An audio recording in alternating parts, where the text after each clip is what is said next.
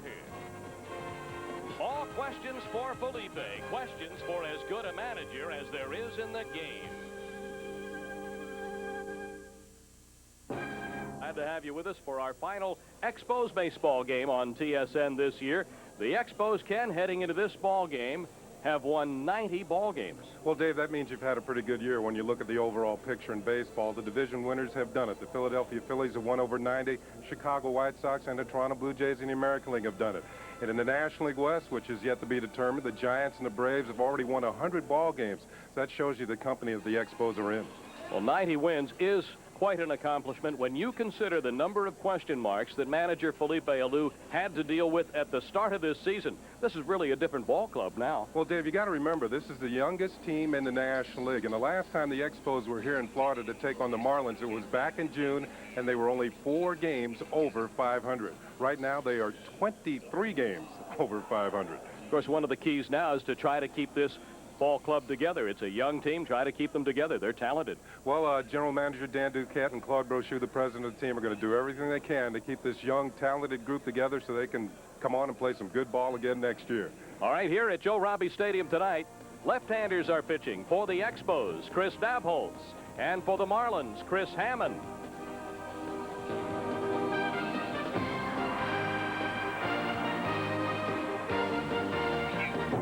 And their pitcher, Chris Hammond, has led the way. And we're just moments away from the start of this ball game. We'll check out the starting lineups as you check out the left-hander, Chris Hammond. The Expos lineup for tonight's game is brought to you by Zenith. The quality goes in before the name goes on. For the Expos, Marquise Grissom, Mike Lansing, and Rondell White make up the top of the order. Sean Berry is in the cleanup spot today. Larry Walker is out of the lineup. Will Cordero is playing at shortstop. Randy Reddy over at first base. Then John Vanderwall out in right field. Tim Spear will do the catching, and Chris Dabholz is on the mound to pitch. 8-game winning streak in the first half of the season, and in the second half, it's been dismal. He has had a 7-game losing streak in the second half, so winning and losing. Checking out the defense in the Marlins outfield, from left to right, Jeff Conine, Chuck Carr, and Henry Cotto. On the infield from first to third, Orestes Destrade, Brett Barbary, Walt Weiss, and Gary Sheffield. And behind the plate, Bob Nadel.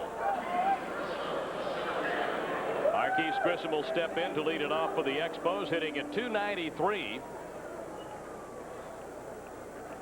Grissom's driven in 91 runs. He has scored 99 runs. First ball hitting, he pops one up for Barbary. One away.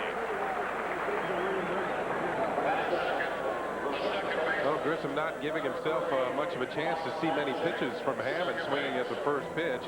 It appeared to be a changeup out over the plate. That is one of Hammond's best pitches. Changeup and a slider. Mike Lansing, the batter.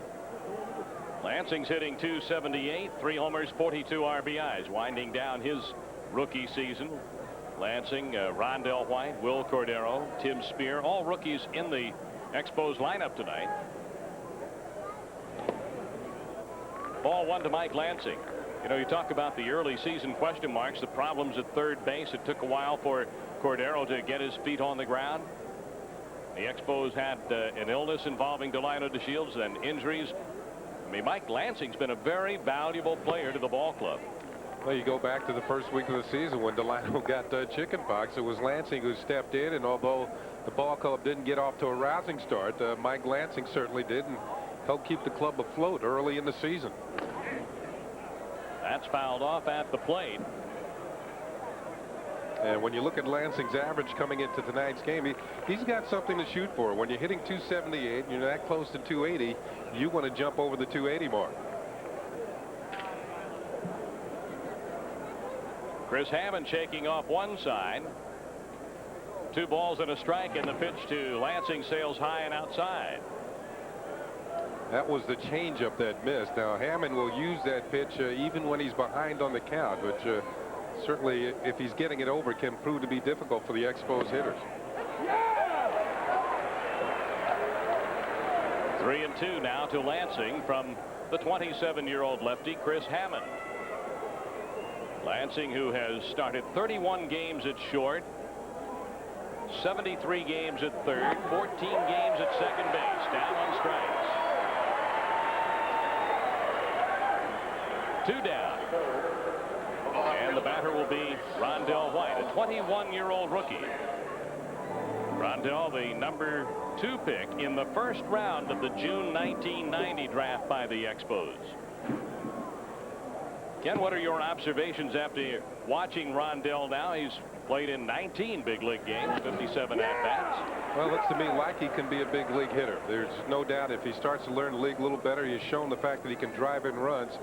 He only has 14 hits, but he has 12 RBIs. Very quickly, Hammond gets ahead, 0-2. He hasn't shown us much on the bases. Now, I know he stole a lot of bases in the minor leagues this year. He hasn't stolen one yet at the big league level, and defensively he can go get the ball, although sometimes he is tentative in the outfield. Hammond struck him out with 3 pitches and gets through the top of the Expos order in order. Nothing here in the first inning for Montreal. This is Expos baseball on TS. It's been very frustrating for manager Felipe Alou and pitching coach Joe Kerrigan, because at times Chris Nabholz has not looked very good, and also he's coming off an injury. Switch hitter at the top of the order here for the Marlins, Chucky Carr, batting .270 and leading the league with 55 stolen bases.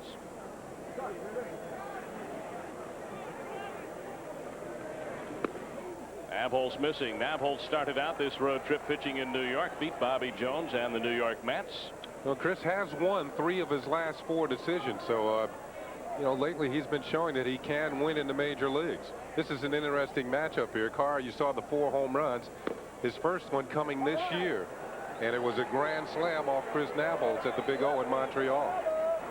When Chris Nabholz faced the Mets last Friday at Shea, he did not allow a hit through 6 innings. Then Eddie Murray got an infield hit leading off the 7th.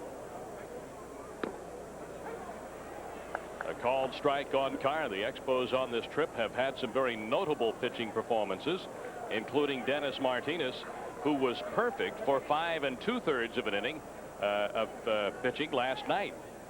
Didn't give up a hit until the 7th inning of the game.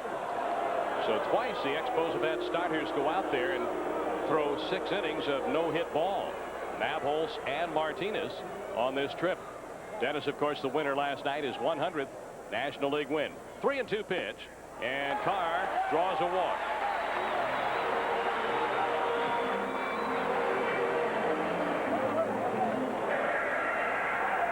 Taking a quick look here to Candlestick Park in San Francisco. The Colorado Rockies beat the San Francisco Giants 5-3. Nelson Liriano homered for the Rockies. Darrell Boston hit 2 for Colorado. Reed over Torres. And a 5-3 win for Colorado today. So, with both the Braves and the Giants having won 100 games, the Giants fall a half game back in the loss column.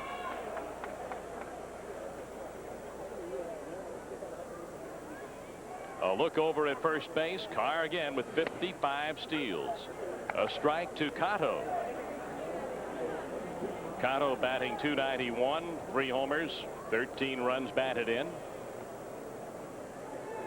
Well, you mentioned the Giants losing this afternoon after pulling into a first-place tie last night. And now the Braves have a chance to take over first place with a win tonight. The Braves tonight will face Doug Drabek and the Houston Astros down in Atlanta. Drabek 9-17. The Braves are pitching Tom Glavine, a 20-game winner.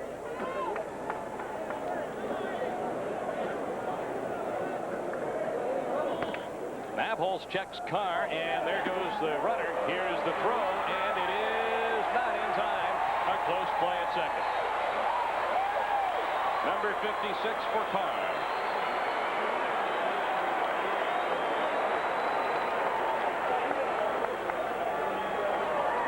Well, Chuck Carr had a tremendous jump. Not a good pitch to throw on. Here's a throw down to second by Spear, and you can see Carr got in there. But I think Spear made up an awful lot of time on this because Carr had a great jump. The throw is almost there. You can see the left hand just getting to the bag. Cotto, the right fielder, takes a pitch for a strike.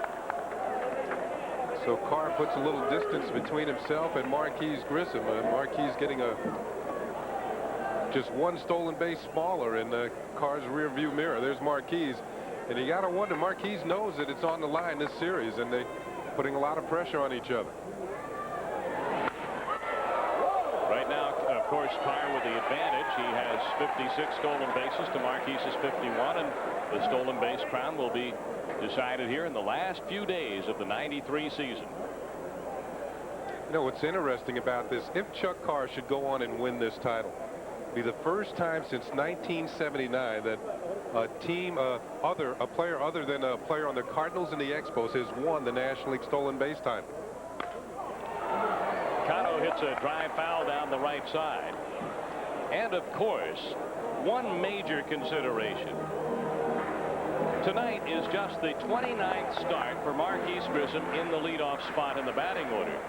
He started 122 games batting third, where the running game is all but shut down. That player in '79, by the way, was Omar Moreno of the Pirates, who won it.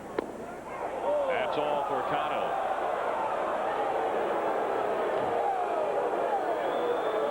I don't know whether Cano is objecting to the call of Charlie Williams or the way he called it. Charlie just, hey, get out of here. No question about the pitch. Yeah, it was a strike.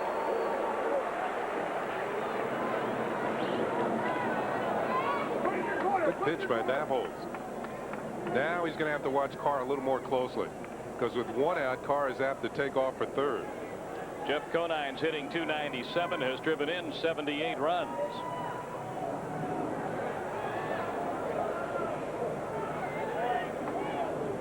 Navholz stepping off to look the runner. Chuck Carr back at second base.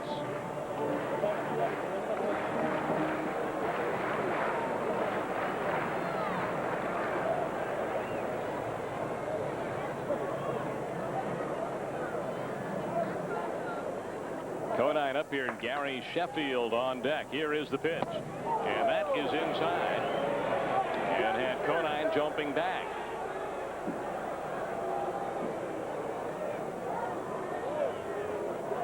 Here's a pitch in tight. They're trying to move Conine around. He has hit the Expos at a tremendous clip this year.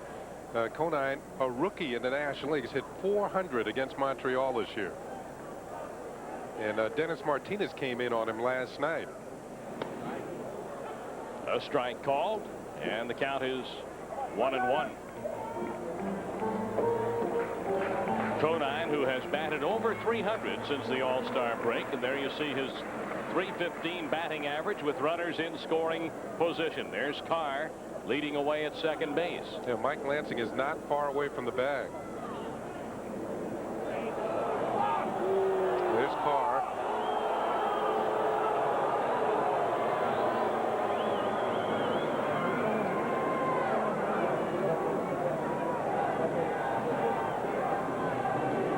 There you see Lansing, and well, he's closer to the bag than Chuck Carr is. There he goes. And here's the throw by Spear, and they're waiting for Carr at third base. Spear to Barry. 2 down. Well, Chuck Carr trying to increase his lead on Marquis Grissom. Now, it was a good fastball in the inside corner, and you can see Spear come out of there, and the ball is waiting on Chuck Carr. Now, Chuck Carr, I know, is leading the league in stolen bases with 56, but he's also leading the league in being caught with 22. Grissom has 51 steals, and Marquis does not appear in the top 10 in being caught stealing. Here's a bouncer up the middle. Conine is on with 2 outs. So now look at what happened. Carr, in his quest to increase his lead on Marquis Grissom, took a scoring opportunity away from the Marlins. He was in scoring position at second base. You know, I thought if he was going to try and steal third, as we check out the outfield defense for the Expos, Rondell White in left field, Marquis Grissom in center, John Vanderwall in right. Ready at first, Lansing at second, Cordero at short, Berry at third, Spear and Navholz, the battery tonight for the Expos. Now, with Carr trying to steal third, you should try and do it earlier in the count. That way the hitter is up there, and you can get to third and give him some time to work on a fly ball or whatever. He went with 2 strikes on Conine. Gary Sheffield turning on that inside pitch, popping it up high into the air, and foul out of play left side. Sheffield had his first workout today with the pen before he worked out with the bat. You know, his shoulder's been bothering him of late. He had a few days off before this Expos series. Manager Rene Latchman said that he was going to put his best players in against the teams in contention. And, of course, that's over with now. But Sheffield feeling good enough to play against the Expos, and certainly feeling good enough after today's session with the pen. He signed a new contract today, 4 years, at something between $20 and $22 million total value of the contract. So Sheffield has been signed by the Marlins for the next 4. It's a nice little workout. What'd you call it, a workout? Yeah.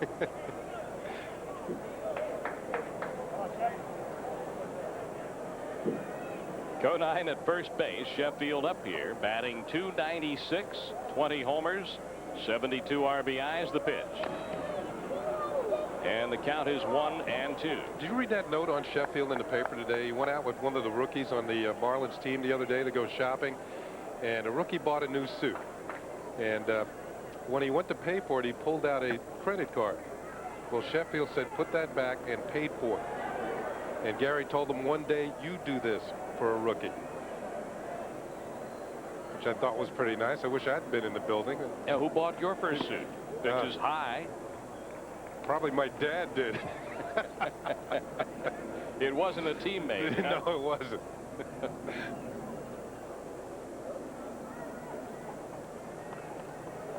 Conine at first base with 2 outs. Sheffield up here and no score in the first inning. Abholz working. Sheffield swinging and missing.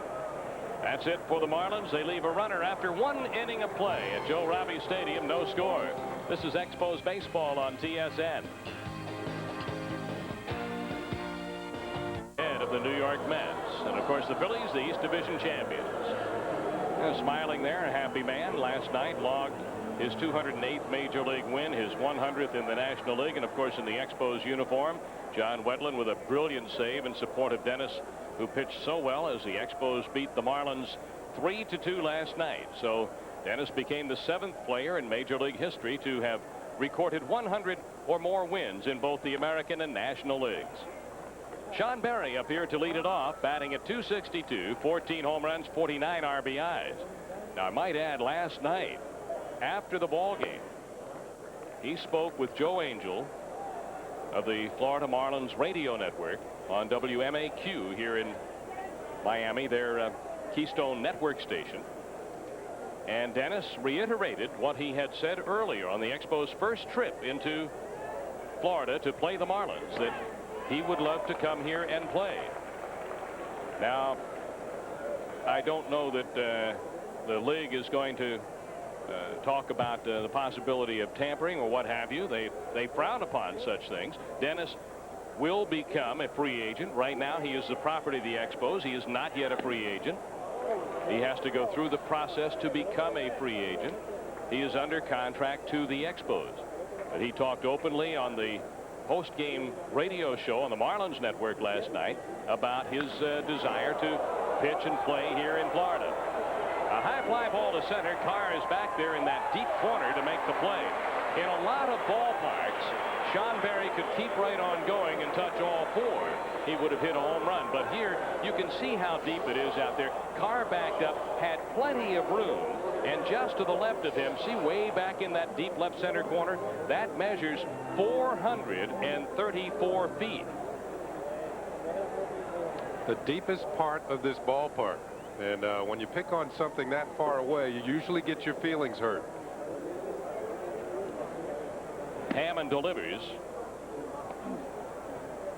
So we talked about the 434 in that left center corner. It doesn't get a whole lot better in deep right center, although it is a little more fair for the hitters. Change misses high to Cordero. See, over in that right center corner, it's 404. 30 feet closer to home plate.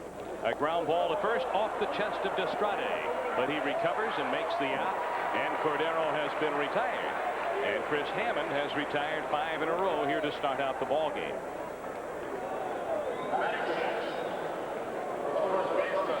Cordero hits his ball pretty well. A hard shot going with the pitch out over the plate. You can see off the heel of Destrade's glove, but he makes good use of his chest, knocks it down, and then beats Cordero to the bag. Whole idea at first and third base is to stay in front of the ball. Pitch is low and outside and a ball. It was reported to me by those that heard Dennis's comments last night that Dennis referred to the fact that it is in the hands of David Dombrowski. There's a fly ball down the right field line. Randy Reddy is out, and the side is retired. Nothing across here. So after an inning and a half. He had an injured left forearm earlier this year, so the Expos are watching it closely in each and every start, but still a fine job against the Mets. It was Eddie Murray who broke up the no-hitter. That was Chris's first major league start since the 10th of August. Orestes Destrade to bat here for the Marlins to lead off the second. No score in the game. Destrade, Barbary, and Natal. Destrade now with very respectable numbers, Ken. A .255 batting average, but he's hit 20 home runs, has 84 RBIs. Skies one here down the right field line. Vanderwall to foul territory.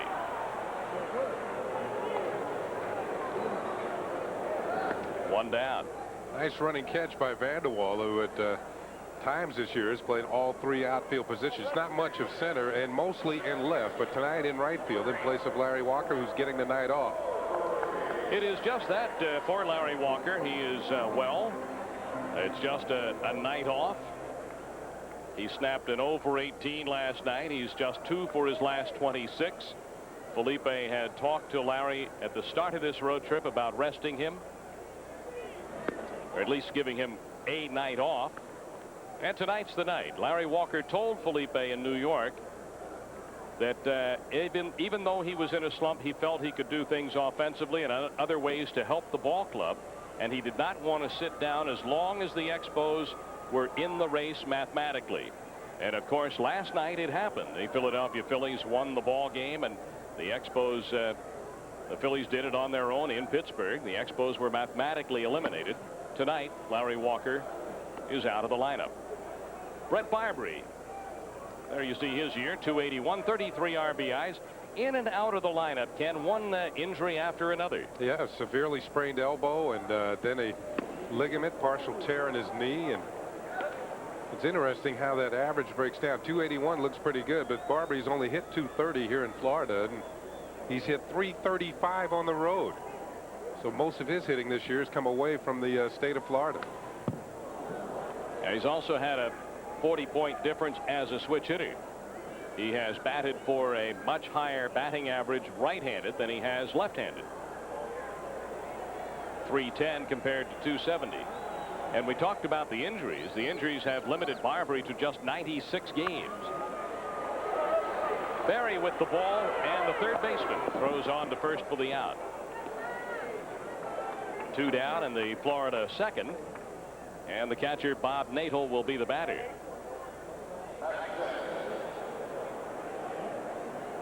Marlins winners of 64 ball games. They've lost 93.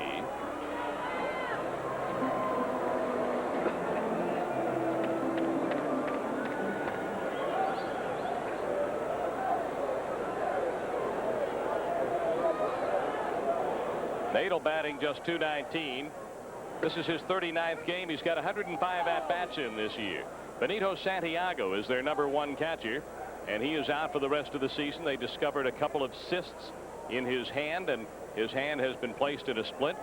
In addition to that, it has been a disappointing season for Santiago. A .230 batting average, only 13 home runs, 50 RBIs. And the Marlins thought that they were going to get more offensively and more defensively than what they got this year from Benito Santiago, who was interested in signing with the Expos last winter. That's all for Natal and the Marlins. At the end of 2 innings, no score in Florida. This is Expos Baseball on TSN. Outfield, Ken, has been just magnificent. Moises Alou, of course, out with the injury. Will be back during spring training, but 85 runs batted in. Marquis driving in 91. He scored 99. Larry Walker with another good year, 85 runs batted in. Now, will the Expos be able to keep all three of those outfielders together? Well, Ken had a chance to talk to Larry Walker about his thoughts. Players involved with this ball club, 10 players, including yourself. There's been a lot of talk about some guys leaving because of that. How do you feel? Does you think that might affect you? Well, that's what I was saying earlier. That's why I want to try and keep the whole team together here. It's because the nucleus of it is so strong and talented, full of talents. I read in the paper today that the Red Sox and Orioles are interested in me, so I don't know what's going on. I'm just going to have to wait and see. I want to stay as a Montreal Expo, but it's out of my hands. I'm going to do the best I can to stay here. I know one thing for certain. If Larry keeps reading the papers, he is going to read that 27 major league teams would be interested in him.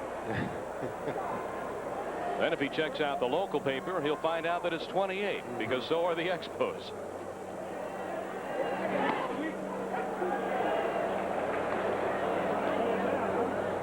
One ball and two strikes to John Vanderwall, getting a start in right field with Larry sitting down. Andy hitting .241. He's driven in 30 runs. He's had 203 at-bats for the year. Walt Weiss. And that's all for Vanderwall. Let's get an update on the Atlanta game. Well, Atlanta with perhaps a big chance if they can come through tonight against Houston, with San Francisco losing to Colorado this afternoon, but they start off on the wrong foot, or cleat, if you will. And Harcedenia with a solo home run off of Tom Glavine. Glavine, by the way, going for his 21st win of the year tonight. And back here, no score. Tim Spear, a 27-year-old rookie.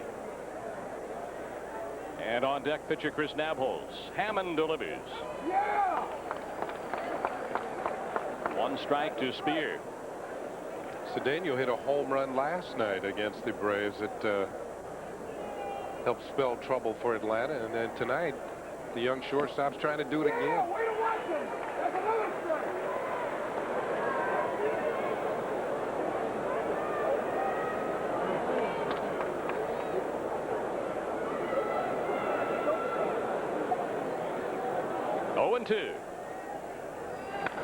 And Spear cracks one foul down the left side.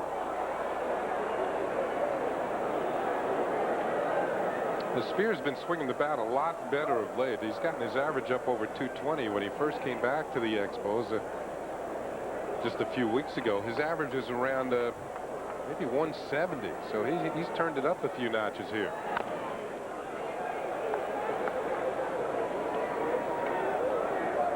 Really been an up and down year for Tim Spear. He's trying to finish it off on a positive note, like all the players should be trying to do at this point. You know, if you got some specific numbers to go for, just go for them. Try and get them done. Now you're almost playing for yourself. A long throw for Sheffield, and it is not in time. Well, that's the first time in this series that we have really seen Sheffield's arm tested, having to go to his right to the foul line and make a strong throw to first base. Now, he's been bothered by a bad shoulder, which kept him out of a few games coming into the Expos series. See him crossing the foul territory, and now he has to gun it. It looks like a pretty good throw, but Tim Spear, as I said, you go for it. There's an infield single at stake here and a couple of points on your batting average, and you can see he beat it out and even called it when he went across the bag. Chris Nabholz up here with Spear at first, one out, and Nabholz shows bunt, takes it low and outside, a ball. Sheffield charging in from third base, Destrade from first base.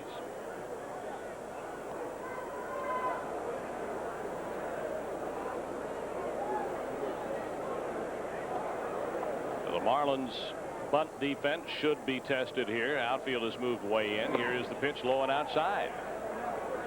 Well, 2-0. It won't be tested unless Hammond gets the ball over the plate.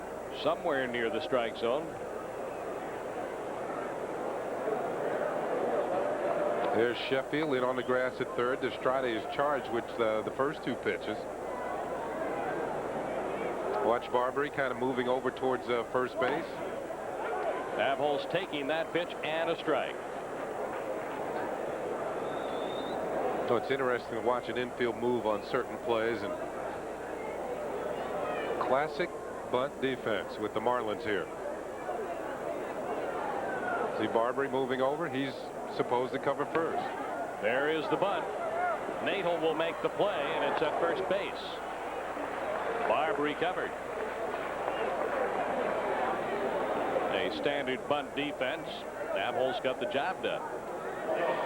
Spears at second with 2 outs, but more importantly, a chance for the Expos to break on top in this ball game with a runner in scoring position.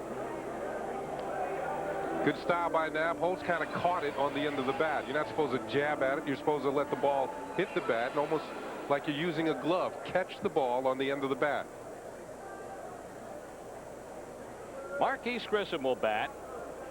He has seen 1 pitch from Chris Hammond, and in the first inning he popped up to right field, leading off the ball game. Marquise wrapping up his 4th major league season.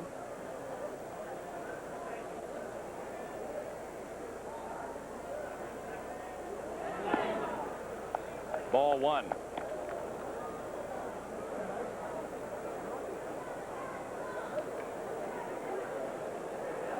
See, the problem with Marquise swinging at the first pitch the first time up, this is almost like his first at-bat again. He hasn't seen too many pitches. And the whole idea, I thought the first at-bat was the key one of the night. Whether you get a hit or walk or work your way on, the key is to seeing as many pitches as possible so you know what the pitcher has.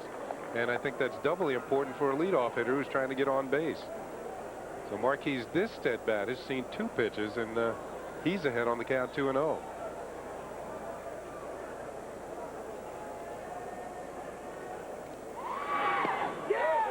Grissom out in front on that off-speed pitch, and then Spear had to hustle to get back as Nadel threw down with Barbary covering.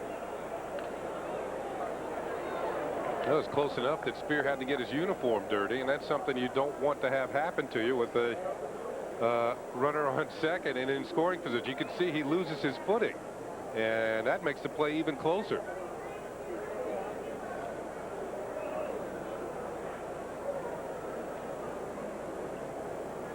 Two balls and a strike, the count on Grissom. And that ball is hit over first, and a fair ball down the line. That'll bring Spear home. Grissom is digging for 2. He'll be in there standing up with a double. Marquise Grissom drives in the run. His 92nd run batted in. And the Expos have a 1-0 lead. Grissom's 26th double. This run made possible by the hustle of Tim Spear. Hustle of Tim Spear, the bunt by Chris Nabholz, and the going in the other way with the pitch by Marquise Grissom out over the plate. Slams it down the first base line, and the Expos take the 1-0 lead. The Expos with a run on 2 hits. Grissom at second, and Mike Lansing is the batter. If Lansing can drive Grissom in here, Marquise will score his 100th run of the season.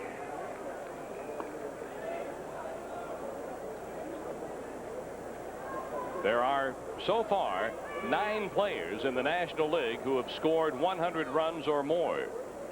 Grissom would become the 10th.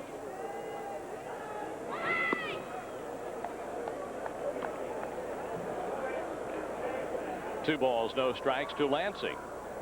He struck out in the first inning. Lansing had a big bases loaded hit here last night off the scoreboard in left field. It was a bases loaded single, if you will. The ball came right back to Jeff Conine, and 2 of the runners scored, but Darren Fletcher, who was on first, could only get as far as second. There's that scoreboard out in left field. It kind of looks like something I used to have in the game boards when I was a kid. You know, it looks like you can just pick it up and just fold it up after the game. Yeah, that's put it away. Yeah, like you're supposed to. You know, put all your toys away. Rich Griffin said when you look at that scoreboard, it looks like you should just come out on the field, roll dice on the field, and play a game. A strike to Lansing. Set up the board. That's right. Spin the wheel and roll the dice. That's right. Kind of a nice teal-colored scoreboard. If there's somebody back there stealing signs. Wait a minute, dude. Ground ball foul at third. And when you check out the angle, it'd be just about right to catch the catcher's signs from that little opening in the scoreboard. There's a look behind that scoreboard.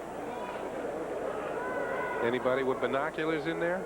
See anybody back there? Well, that's always been a, over the years in certain ballparks.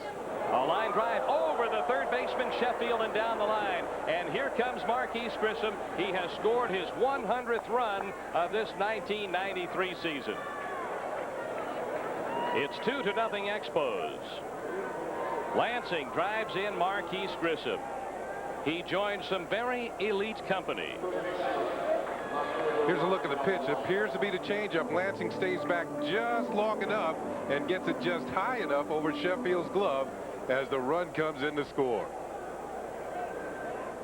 So Marquise getting the high fives because everyone in the dugout knows that that was Marquise's 100th run. He joins Tim Raines, Andre Dawson, and two others who during their Expos careers have scored 100 runs or more in a season. Who do you think the two others are? The pitch, low and inside off the glove of Nadel. Lansing breaks to second, and he made it.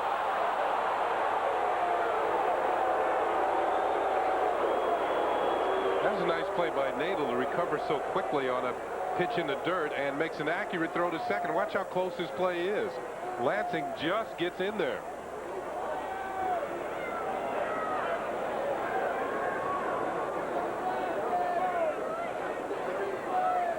Chris Hammond checks the runner and deals up high to Rondell White, who struck out his first time, and now Nadel wants to go talk to Hammond. That was scored as a passed ball to move Lansing to second base. So Andre Dawson and Tim Raines. As a matter of fact, Rock scored 100 runs or more 4 times. Andre Dawson twice. Two other players.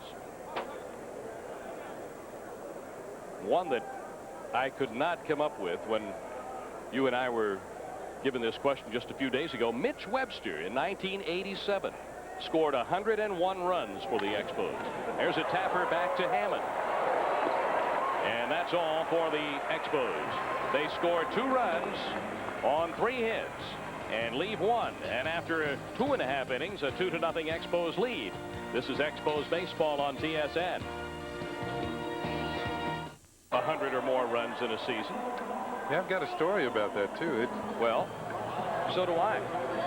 First of all, we'll take a look at that year. You scored 100 runs in 1973. You drove in 103. You walked 123 times. You batted .302. What a year. Boy, take that to arbitration. And scored an even 100 runs, and we'll talk about that in a moment. Walt Weiss to lead it off here for the Marlins.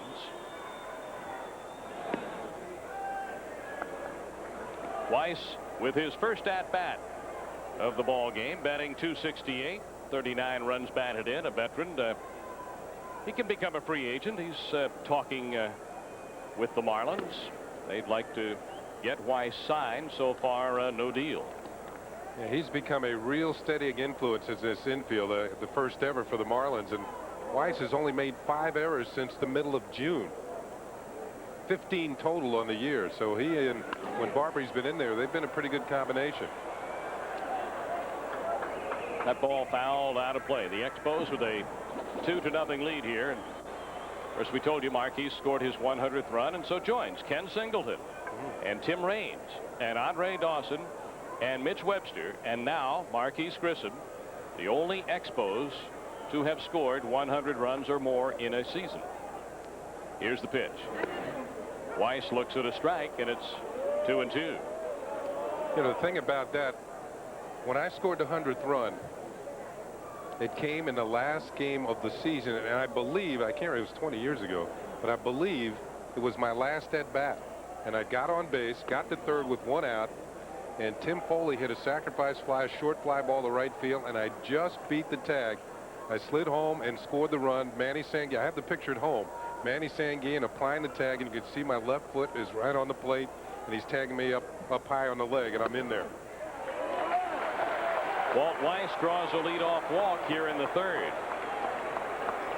Following today's ball game, we'll select the player of the game for the Expos on behalf of Obis Form. The original Obis Form backrest support is lightweight, comfortable, and can be carried everywhere. It offers proven comfort and relief from back pain. Available at most department stores and pharmacies throughout Canada.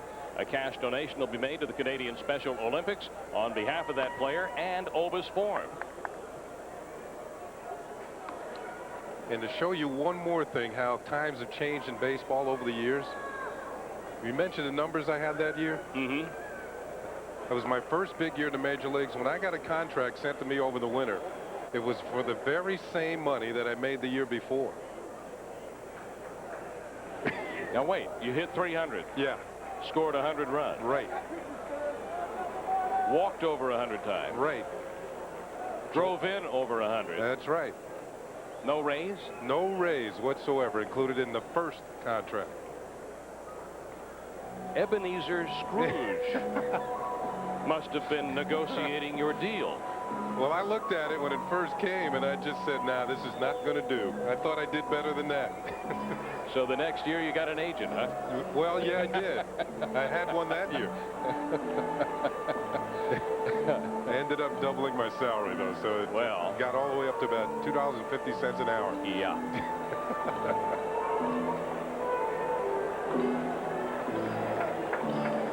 That's why they had to hold that Ken Singleton day, right? Times have changed, though, you got to admit. Hammond up here, and Navholz falls behind the pitcher 3-0 in a bunt situation. Navholz has a 2-0 lead. He's issued a leadoff walk to Walt Weiss and is behind 3-0 on Hammond. And the top of the order coming up.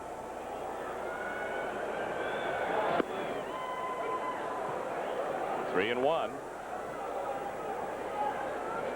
You know, the Expos have just put 2 runs on the board in the top of the third inning, and Chris Navholz, after giving up a walk to Weiss and now falling behind Hammond, is, you know, almost right away allowing the Marlins to get back in this game.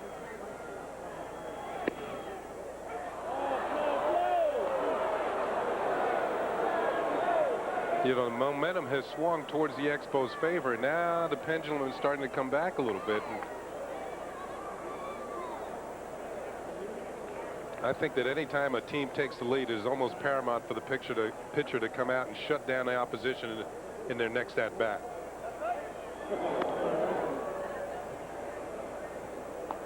Well, we know it's one of the things that pitching coach Joe Kerrigan talks to the young pitchers about all the time.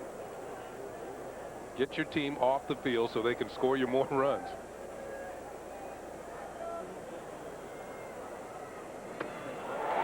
Hammond draws a walk. Navholz has walked 2. Weiss goes to second. That's the third walk given up by Navholz.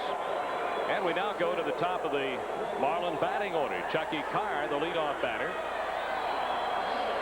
Felipe Alou, and to our right and to Felipe's left, Tommy Harper. And to the far side, our left, Tim Johnson. Well, you can see Felipe's not happy. He's quite animated in his discussion with his coaches, and the fact is that Navholz has just walked the 8th and 9th hitters and brought up Chucky Carr. Now the problem is, if Carr should get down a good enough bunt, the pressure is really going to be on the defense to throw him out in first base. But he's not bunting. Now, did you notice Felipe was very animated, as you pointed out, in that conversation, talking to the other coaches? Now he's moved over, and Joe Kerrigan's going to have to hear it for a while. The pitching coach.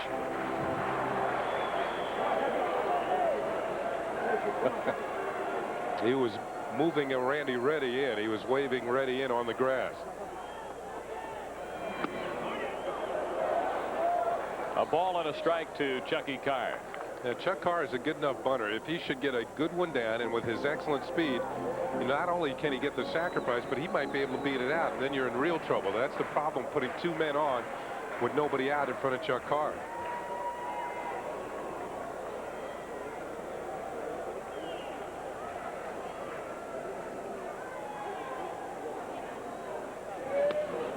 Carr takes that pitch, and it's 2 balls and a strike. Nabholz has had a problem finding the strike zone tonight. Less than half of his pitches are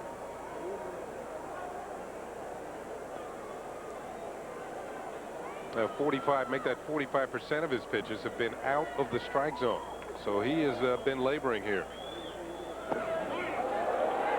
3-1 to Carr, and now Nabholz is in danger of walking the bases full.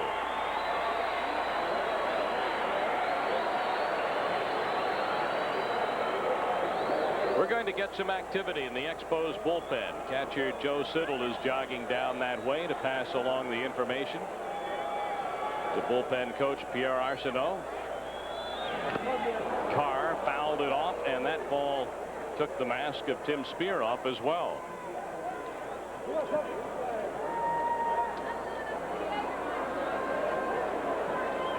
So Jeff Shaw is up in the bullpen.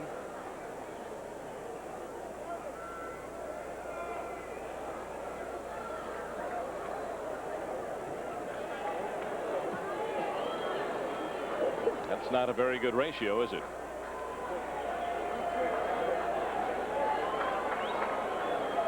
Three and two coming up to Carr. A line drive caught by Berry, and the Expos are going to turn a triple play. The Marlins runners were caught off. Berry lunged to his left, came up with the liner, and the Expos turn a triple play just like that. Well, here it is. They're off and running. Carr makes solid contact, but Berry Spears, as you can see, snow coned it at third. Plenty of time to turn the triple play. That's getting out of a jam in a hurry. Line shot. Berry's up with it. And the runners know they're in no man's land. Look at Lansing. Has plenty of time. Makes the throw on the ready, and the Expos are out of the inning. We'll come back and check it again for you. 2-0 Expos. Another update, and here's Paul Romanuk. Here at Miami, and a 2-0 Expos lead. The Expos have turned their second triple play of the season. They turned their first on August 23rd against the Chicago Cubs at Olympic Stadium with Kirk Reeder on the mound when he combined with Will Cordero on a triple play. And here is Sean Berry to Mike Lansing to Randy Reddy. Well, we say that the double play is the pitcher's best friend. There's Mike Lansing, who was in the middle of all that. That first triple play the Expos turned this year was a line drive to the pitcher, Kirk Reeder, who turned and threw to second. Will Cordero stepped on the bag and then tagged the oncoming runner. And that was the triple play back on August the 23rd. Sean Berry leading off this fourth inning. Check that. It is not. It's Charlie Montoyo. Sean Berry was supposed to. He got hurt on that triple play. And we saw a quick look at the end of that inning of the Expos attending to Sean Berry. I believe it was Mike Kozak who had looked at Berry, and we'll try to get some information. Charlie Montoyo has replaced Berry. So the second triple play this year and the 9th triple play in Expos history. Charlie Montoyo is playing in just his 4th major league game. He's gone 1 for 2 with the Expos, and that's as a pinch hitter. This is a pinch hit appearance. He is batting for Berry, and he hits a fly ball to left. Conine is there and has it. Now, before the game, I noticed that Berry was getting treatment around the rib cage area, and maybe he jarred his rib cage on that play when he dove to his left to start the triple play.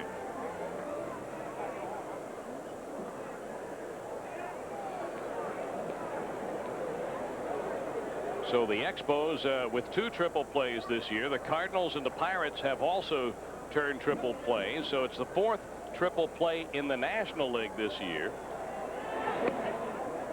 And in Major League Baseball, because there has not been a triple play in the American League. Not yet this year. Time running out on the AL. in the triple play department. The appeal, Frank Pulley, the umpire, saying no swing on Cordero.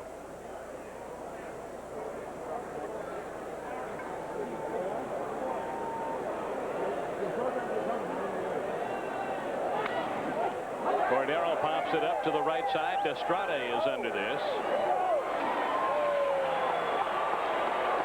2 down in the 4th. And Randy Reddy will be the batter.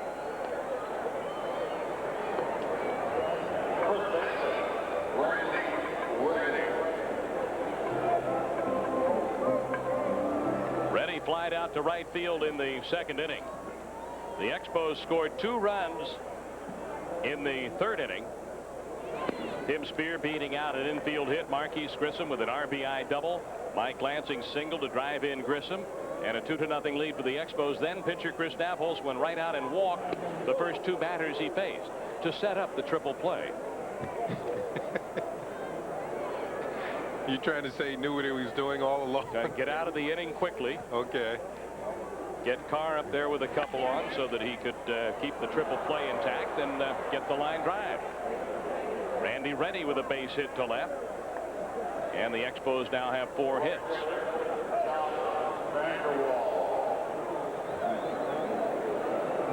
John Vander Wal will bat.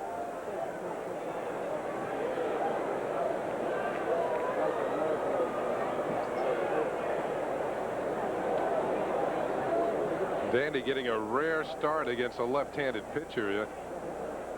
I believe the last time that might have happened would have been last year. And it was a time that that Moises Alou was injured, and Vander Wal filled in left field, did a pretty good job. Chris Hammond, the Marlins pitcher, down 2-0. Randy Reddy at first with 2 outs in the Expos 4th.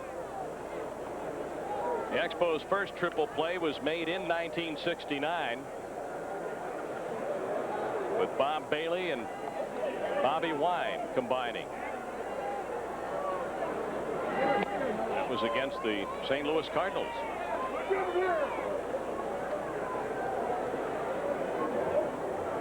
And the player who hit into that first triple play that the Expos turned is here in the ballpark tonight and in uniform.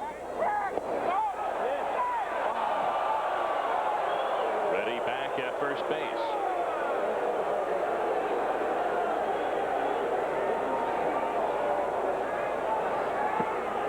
The very first triple play turned by the Expos.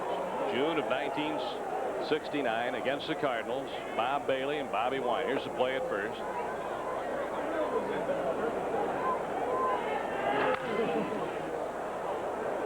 Foul ball at first base.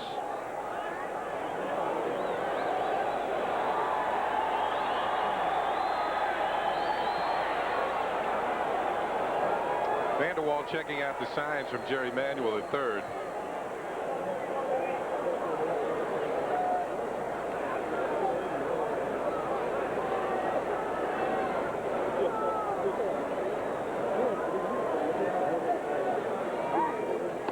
Hammond is really working on Randy Reddy with 2 outs and a left-handed batter at the plate.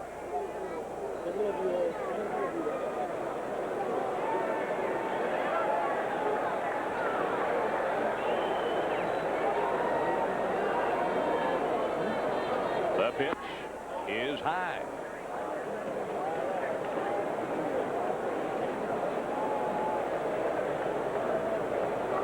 I want to remind you that throughout this game we'll keep you posted on what's going on in Atlanta with Drabek and Glavine, the Astros and the Braves. Up and into Vander Wal. He's on with a walk. Let's get an update on the Atlanta game right now. As promised, Dave, we head off to Atlanta, top of the 3rd inning, and Kevin Bass with an RBI double. Ken Caminiti was on first. He comes all the way around to score, and then the Braves let another one come across. Glavine is looking pretty shaky. They're tied at 3 in the 3rd. All right, thank you, Paul. Right here, 2-0 Expos. Tim Spear, the batter, had an infield hit in the third. Ball 1 to Spear. With 2 outs, Randy Reddy singled to left, then John Vanderwall drew a walk.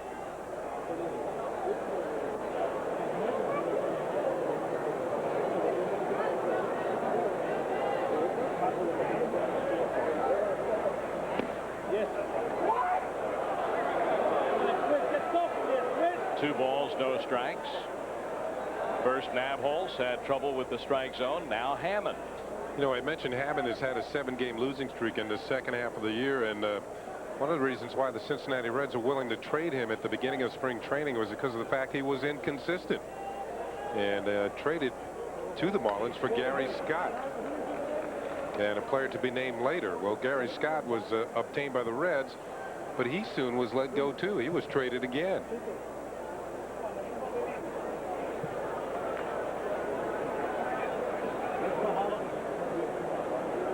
Two outs here, 2 on for the Expos.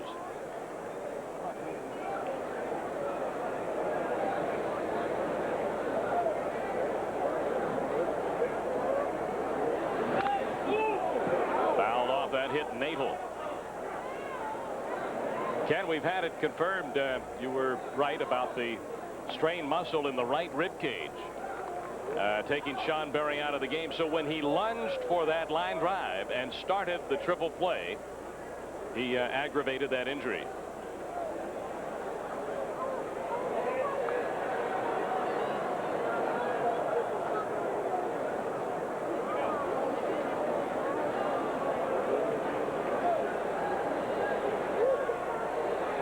Hammond with a long look in, trying to figure this whole thing out. He has lost his control momentarily. Spear taps one foul down behind third. Jerry Manuel picks it up and flips it into the seats. If Hammond wants to get out of this inning, you can see Jerry Manuel at third. Must be running for office here in South Florida. Well, he is a resident of South Florida. That's right. That's He's correct. Trying to collect votes. Hammond's going to try and get Spear on this 2-2 pitch. If he goes at 3-2, then the runner's get a running start on the payoff pitch. Spear's not going to give him a chance. He's going to make him work.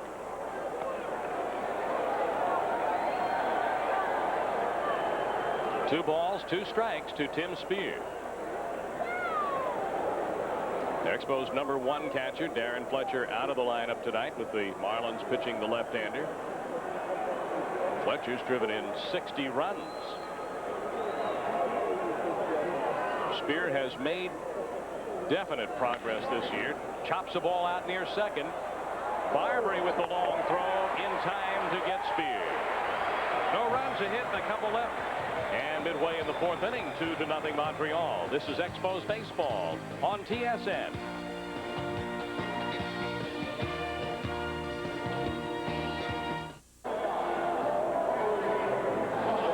Chris Nabholz on the mound. The last inning, walked the first 2 batters, Weiss and Hammond. Chuck Carr was at the plate, and Carr lined into a triple play, 5-4-3. Now we're talking about the first Expos triple play turned in June of '69. There's the man who hit into the triple play, Vada Pinson, playing for the St. Louis Cardinals.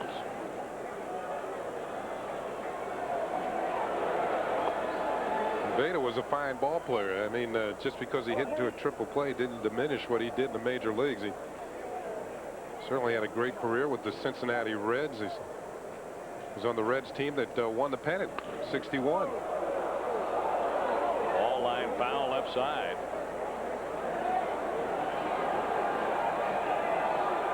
Vada played outfield along with Frank Robinson. In fact, he batted third and Frank Robbie batted fourth. Back in '61, he hit .343 with 208 hits that led the National League. So Vada Pinson was a fine ball player. As I recall, Vada Pinson hit a line drive to Bob Bailey, who was playing at first base. Bob caught the ball for out number 1. tagged. There were runners at first and second. Tagged the runner who was off first base for out number 2. Threw to Bobby Wine, the shortstop, who covered at second, and tagged the runner there who was trying to get back into second base. That runner was Kurt Flood. A pop fly to right. That's all for Cotto. 1 down. Conine will bat. And the Expos made a triple play in 72 with Bill Stoneman on the mound against the Astros. In 73 with Mike Marshall pitching against the Padres. They made one in 75 with Dennis Blair pitching against Pittsburgh. Houston's manager Art Howe hit into that triple play in 1975. The Expos made triple plays in the 80 season, 89, 91, and now 2 here in 1993. Conine with a base hit up the middle his first time. The Expos still haven't been able to get Conine out consistently this year. And he's over 400 now against the Expos. This is his rookie year in the National League. And I think he leads all National League rookies in hits. Having a good initial season.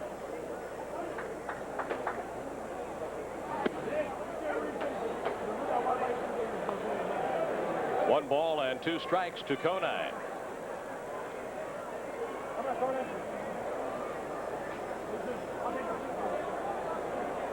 Gary Sheffield on deck.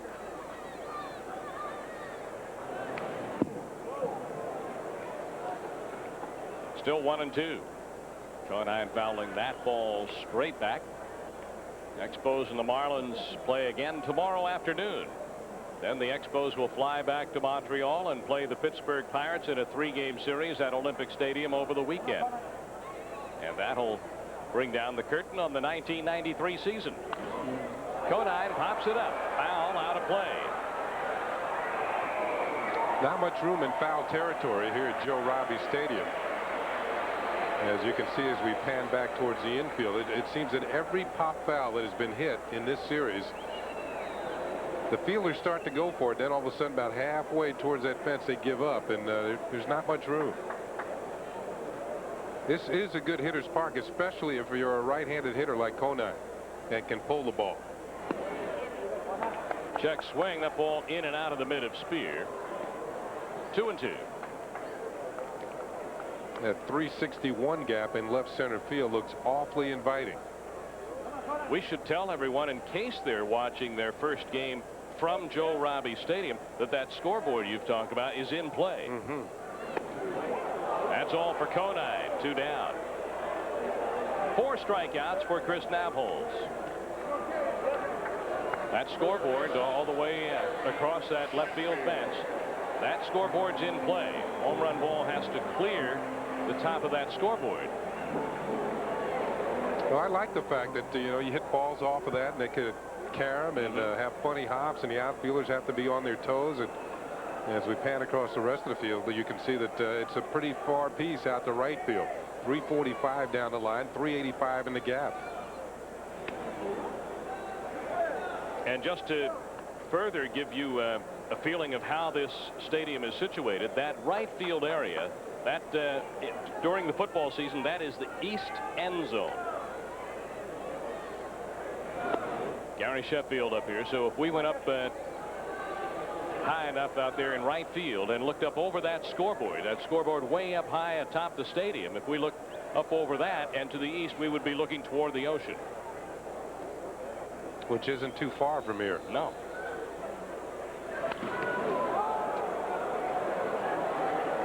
As a matter of fact, in driving down the turnpike to Joe Robbie Stadium today, I thought I'd found the ocean. It was raining sheets. The water was coming down. Cars were pulling off the road, as it can rain hard in Florida, and it did for quite a while this afternoon.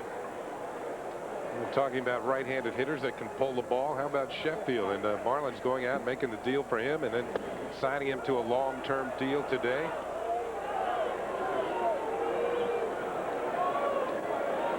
Four years, $20 to $22 million. 2 balls and 2 strikes to Gary Sheffield, who struck out his first time up. Recall the Expos were here when Sheffield, the deal was made with the Padres, and in his first game, he went deep against the Expos. And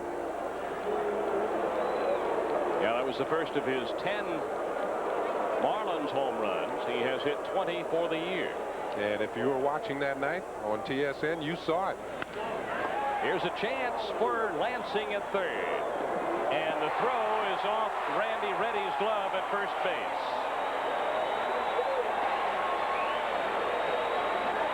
Now, somebody's going to get charged with an error here, but I really believe it should be first baseman Randy Reddy. This ball was a catchable ball. I don't think it was in the dirt. Maybe a little offline, but I do not believe it was in the dirt. Let's see. The throw was kind of wide. You see Reddy stretch out.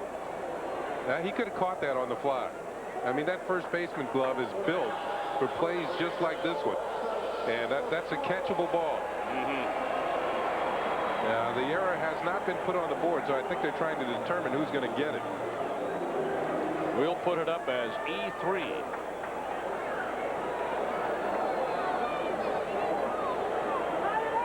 Here's Destrade. Flying out to right his first time. That is the Expos' first error of the night. Randy has had that problem before, Ken. A ball that gets to him coming out of that glove at first base. Overall, he's done a good job for the ball club, but he has made errors like that. The one we just saw in the past. That is Randy Reddy's 8th error. And it does go down as E3. And what it does, it prolongs the inning for Chris Napholz with a fairly tough hitter at the plate, Destrade, who at one time, the last time we were here, they were talking about maybe Conine moving in from left field to play first base. Well, that has kind of died down some because Destrade hit 8 home runs in the month of August, and that'll get anybody's attention. Yeah, there was a time midsummer here they were booing him. Destrade, of course, was billed as a franchise player when the Marlins signed him. And all the comparisons were made between Destrade and Cecil Fielder, having played in Japan, having come back to Major League Baseball. Destrade signing on with the Marlins and playing here in South Florida. He felt a lot of pressure, and he said the thing that he is proudest of this season is the way he handled his performance early in the year when things were not going well and the fans were booing him. Of course, he pulled his game together, started in late July and then into a sizzling August, and now has good numbers. Sheffield's somewhat of a threat to steal, but I don't think he'll be going with his team 2 runs down and a power hitter like Destrade at the plate. Destrade hits a high fly ball, a towering shot to left. If it is a fair ball, it's long gone, but it's a foul ball. That's why Sheffield wasn't running. That didn't miss by much. A long look by third base umpire Gary Darling before he made the call. You can see the good extension, and Destrade, watch the body angle. He's trying to lean, keep it in fair territory. Charlie Williams is trying to check out the flight of the ball as well. There was no doubt where it was going. It was just a matter whether it was fair or foul. Pop-up foul out of play off to the right side.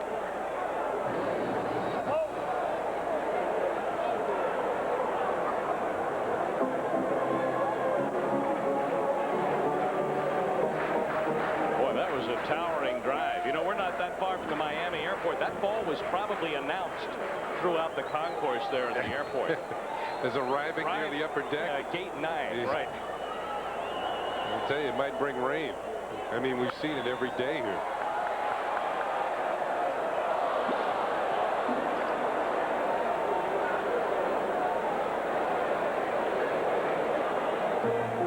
One and 2 on Destrade. You know, one thing, David, I've noticed about this ballpark, and I mean, I know they've transformed it from a football stadium into a baseball stadium, but I think the ballpark could be better lit. I just don't think this is the strongest lighting system in the league. It is, in fact, I think it's one of the worst. And that just missed that pitch. It's so poor that Charlie Williams couldn't see that last pitch. I really think that, you know, somehow they got to upgrade the lighting, because it's tough on the hitters and on the fielders to see the ball off the bat.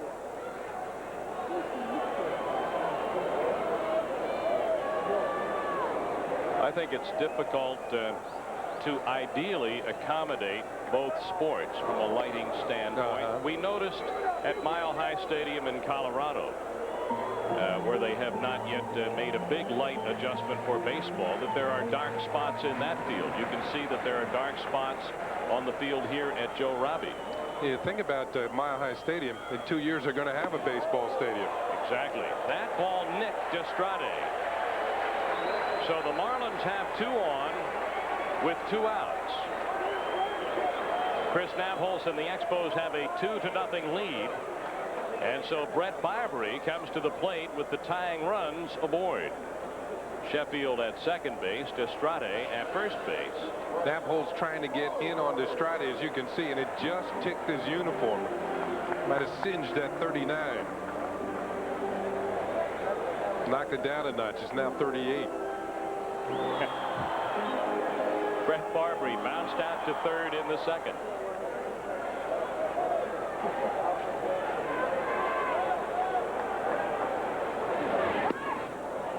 Ball 1. You know, through all this trouble, Nabholz has only allowed 1 hit in this game. That came back in the first inning, Conine. And he's had to pitch out in trouble. In the third he did, although he got the triple play that got him out of the major jam right there. He allowed 2 base runners in the first, 2 in the third, now 2 here in the fourth.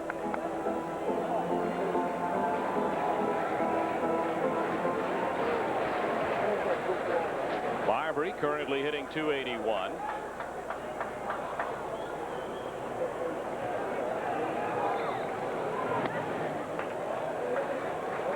Two balls and a strike.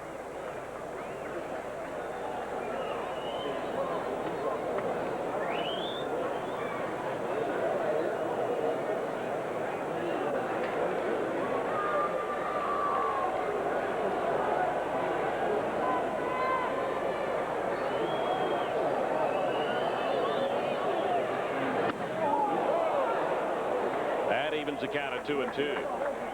And Nabholz has been able to reach back every once in a while with the good fastball, particularly upstairs. You can see that this is up around the letters of Barbary, and while he's looking for a fastball, he's ahead on the count. He still can't hit it.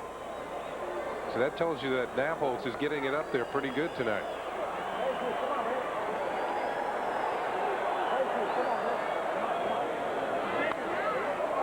That's popped up foul out of play.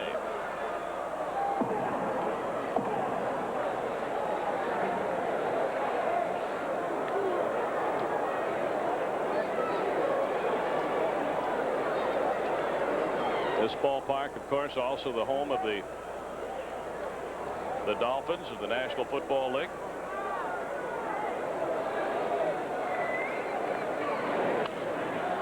Barbary pops it up. Let's see if there's a play for Lansing.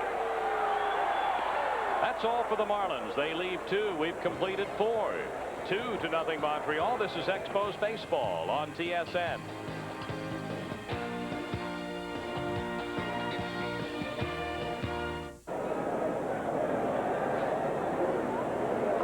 Expos looking for their 91st win tonight. They hold second place in the division, 5 games ahead of the Cardinals. And you see Joe Torre's comments in the paper today. Timeout here as Nadel will go talk to Hammond, who's behind 2-0. Joe Torre has not given up on second place, so he has to be looking for the Expos to have a total collapse here in the last 5 games. Well, the Expos win tonight. That's it. They do get second place.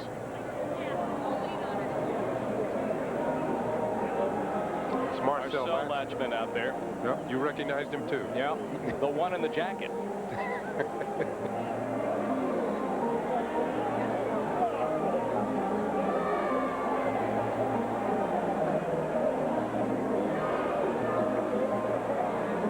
Brother of the manager, Rene Latchman. Nabholz at first base, Grissom up.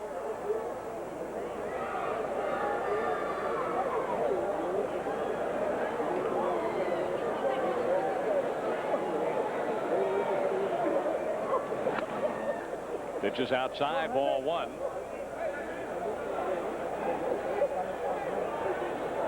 Make that ball three.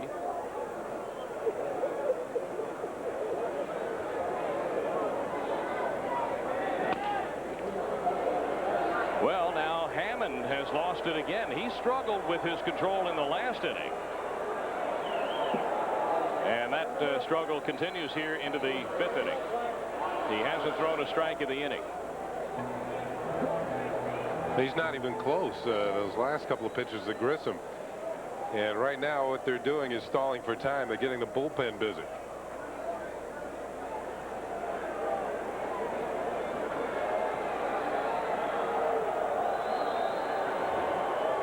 '77 pitches up to this point, and that's just 4+ innings. A lot of pitches and not too many strikes.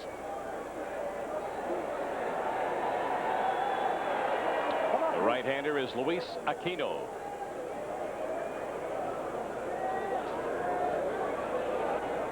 Something here for the Expos now with Lansing up. Takes the off-speed pitch for a strike.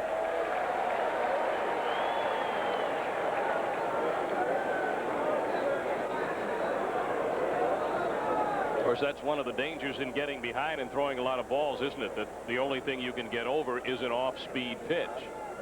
Or get too much of the plate. Lansing bunts the ball back to Hammond, who goes to third for the out there on Nabholz. Ball was bunted hard by Lansing right back to the pitcher. Lansing is on in the fielder's choice with Grissom down to second base. Nabholz is erased at third. Usually Lansing's a pretty good bunter, but you can see this one's almost directly back to the mound. Plenty of time for Hammond, who's a left-hander, does not have to turn to throw to third base. It's lined up in his sights, and he throws to Sheffield for the fielder's choice. See Nabholz trying to make it to third. He's out by the proverbial country mile, and now runners at first and second and one out. Rondell White 0 for 2. Takes low, ball one.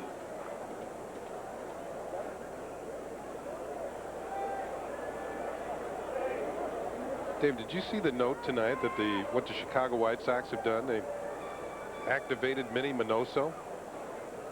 Yeah, I saw the note. You know how old Minnie Minoso is now? 70 years old. They're doing it so he can play in 6 decades. Yeah. They tried to do it in 1990. Fay Vincent blocked it. Well, now that everything's been decided in the West, I guess you can have anybody you want play for you. Yeah, it's easier to make the move with no commissioner. Ground ball to left. Here comes Grissom and the throw, and Grissom is out at the plate.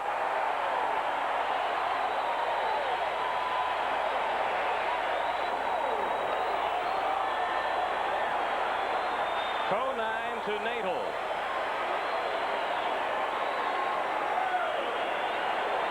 Now remember, it's a short left field. Left fielders are not too deep in this ballpark. Here's the throw, one hop. See Natal block the plate, applies the tag. Did he get Grissom before Grissom got that left hand on the plate? Conine comes up throwing. Montoya, like he should, telling Grissom to get down, and it appears that he's out. To me, it looks like he is out of there. Didn't have much to go for. He tried to get around Natal at the plate. And I think influencing Charlie Williams' call is the fact that the ball was there before grip. Rondell White to second on the throw. Second and third for the runners, White and Lansing, and Montoya up. A good block there by Natal. Charlie Montoya with a kind of a unusual hitting style, kind of a peekaboo style. If you watch him when he tucks that left arm up in front of his face, kind of peering over his left arm.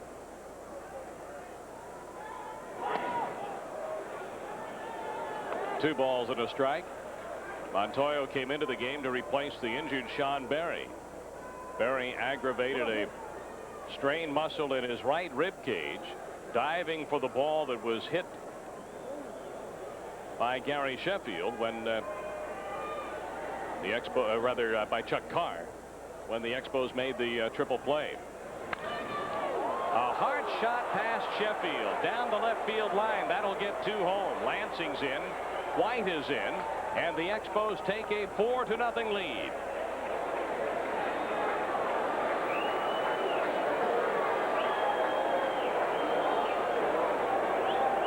Charlie Montoyo with a double, his first, and 2 runs batted in. Well, the peekaboo style pays off here. A shot by Sheffield down the line. 2 runs are going to score to double the Expos lead on the Marlins.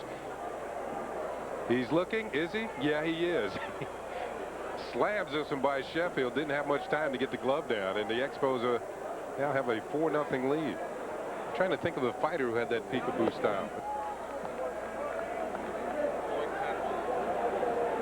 Yep, it was Floyd Patterson. Bob, According to Hurricane. Yeah, Hurricane Bob Mann just informed us that was Bob a big fight fan and big hockey fan too, so sometimes he gets both.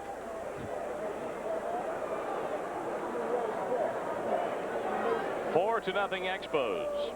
Montoyo at second, Cordero at the plate.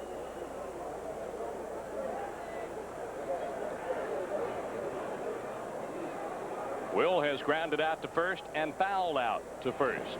That pitch is in the dirt, blocked by Nadel.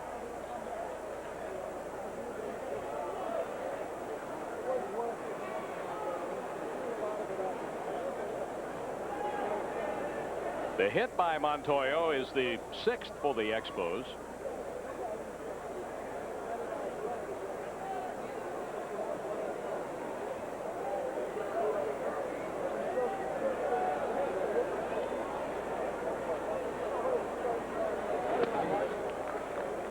Montoyo, a rookie who, as we mentioned at the time he came in the game to replace Sean Berry, was playing in just his 4th major league game. That double came in his 4th major league at bat. Nadel dropping the ball, collecting it quickly to hold the runner at second. Cordero draws the walk. It's the 3rd walk given up in the inning by Hammond.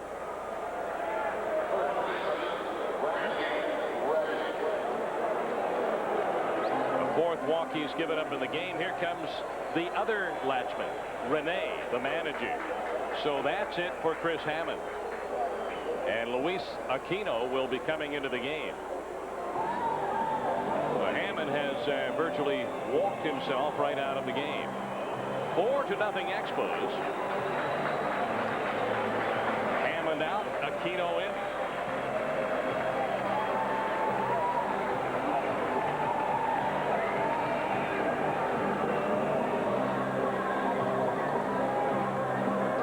This pitching change is brought to you by Black & Decker's serious do-it-yourself line of power tools.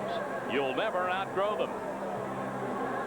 And it'll be interesting to see if the Expos are able to re-sign him. He would be a valuable member of the '94 team. Good man to have on the bench. He can play several positions. He brings experience to the club. He's 33 years old in his 11th major league season. Aquino stepping off.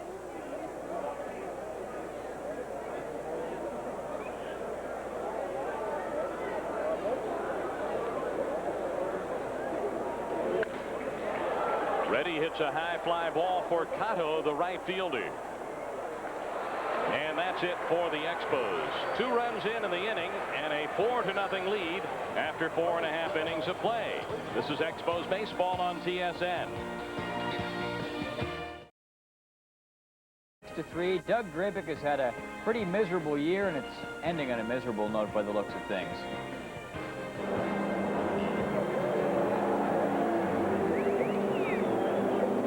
Back here for the bottom half of inning number 5. The Marlins will come up against Chris Navholz, who has a 4-0 lead. And you see the Marlins lineup. The only change has been on the mound. And that's where Aquino is now pitching and hitting in the 9th spot. And yes, this is baseball. This is also Billy the Marlin. I think you can probably make out which one is Billy the Marlin. The other one's Barney. And Barney. Yeah. Not the Expos left-hander, but the Barney.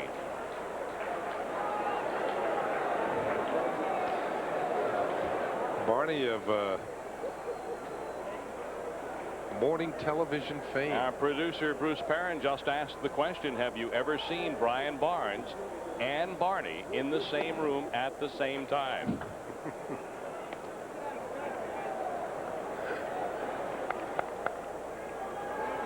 Bob Nagle struck out his first time up.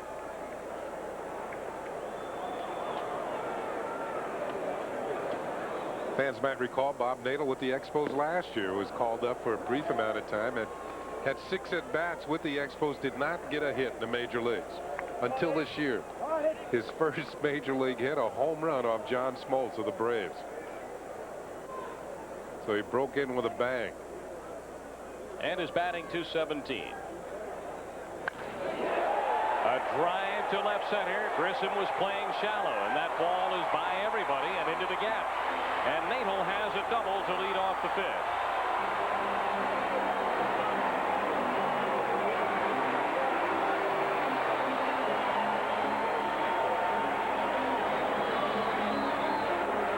Remember when Nabholz got the 2-0 lead and he walked the 8th and 9th hitters to get himself in a jam before the triple play? Well, this inning he has 2 more runs to work with, and he just laid that one in there for Nagle, and he just jumped on it. So he was not going to walk him, that's for sure, but he gave him something awful good to hit. Walt Weiss, the batter. Nagle at second base.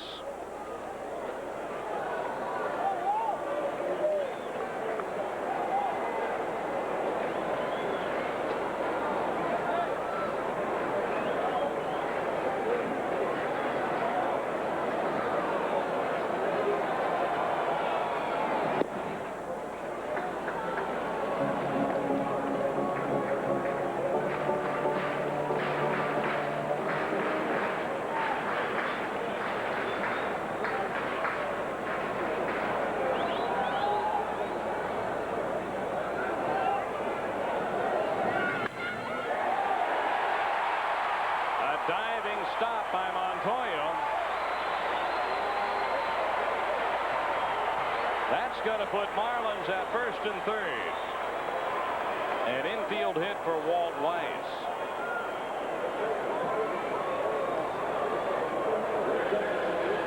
Nice play by Montoya. Maybe saved the run. I'm not sure. I wasn't watching Cookie Rojas, the third base coach, to see if he was holding the runner.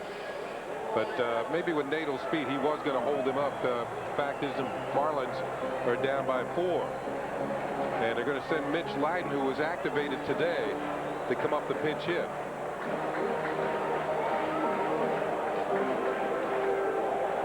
Montoya with a nice play and knocking down that ball that would look like it was headed to the outfield. Leiden's a catcher. And he had been up early this year. He's getting over an injury. He's been activated today, and he swings at a pitch in the dirt.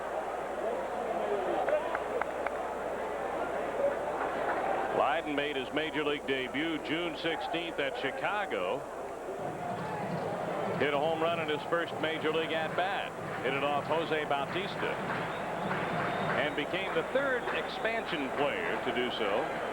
Al Woods had done that with the Jays. Jay Gaynor with the Rockies, and Leiden with the Marlins. At Edmonton, he hit .306.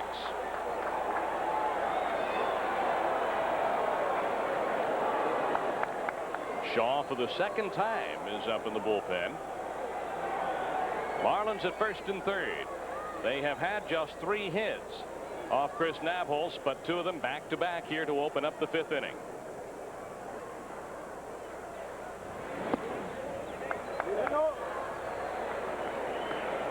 One ball, 2 strikes.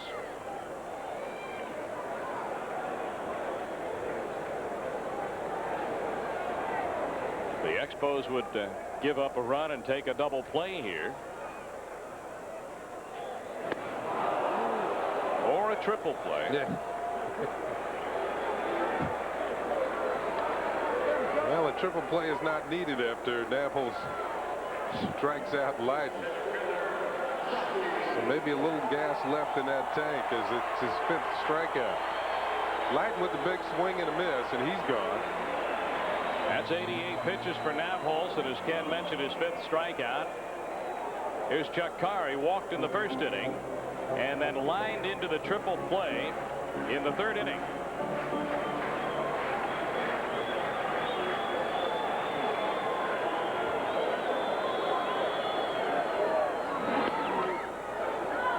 One strike to Carr.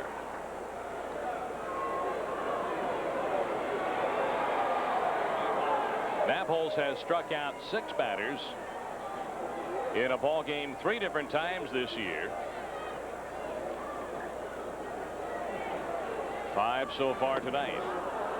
A weak swing by Carr. 0-2.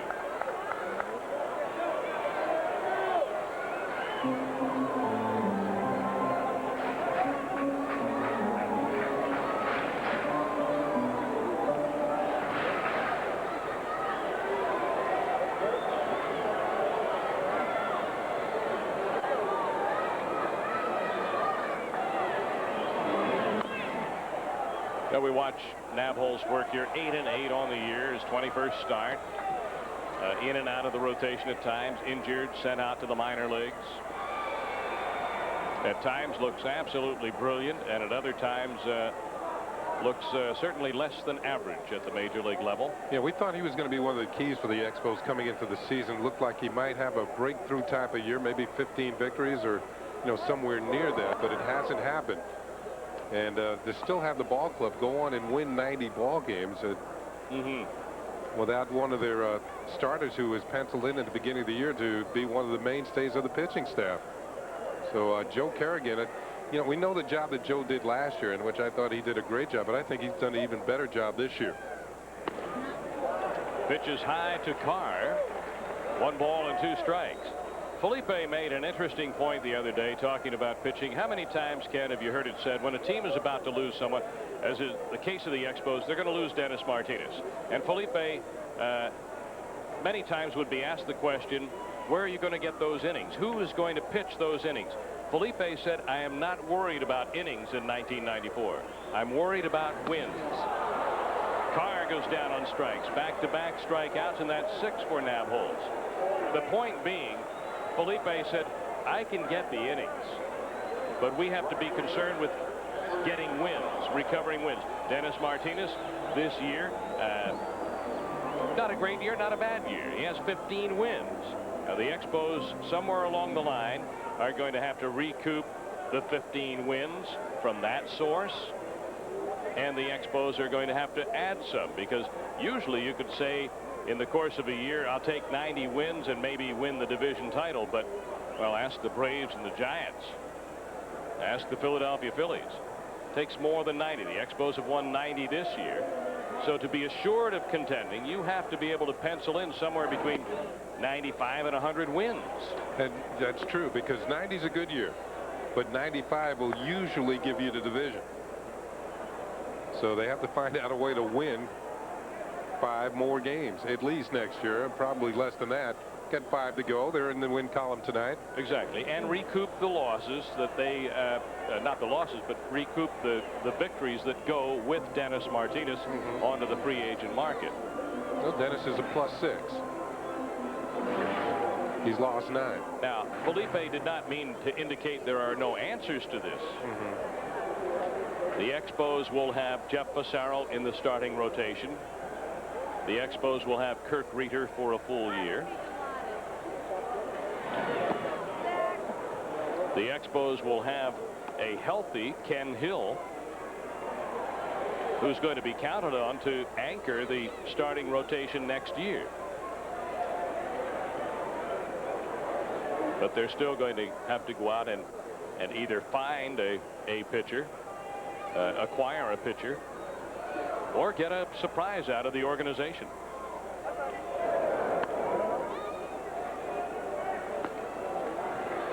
Meanwhile, Nabholz here has reached back for a little bit extra after allowing the first 2 runners to get on. He has struck out the next 2.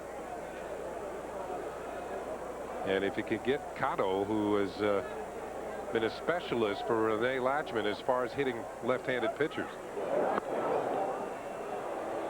Cotto hitting .371 against lefties, but he hasn't been able to figure out Napoli tonight. He struck out and flied out.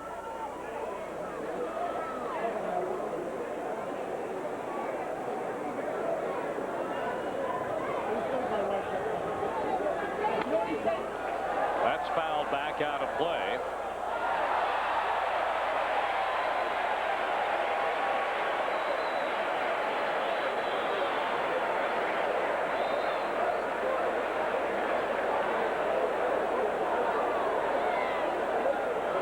Cotto batting .279 in 57 games with the Marlins since coming over from the Mariners.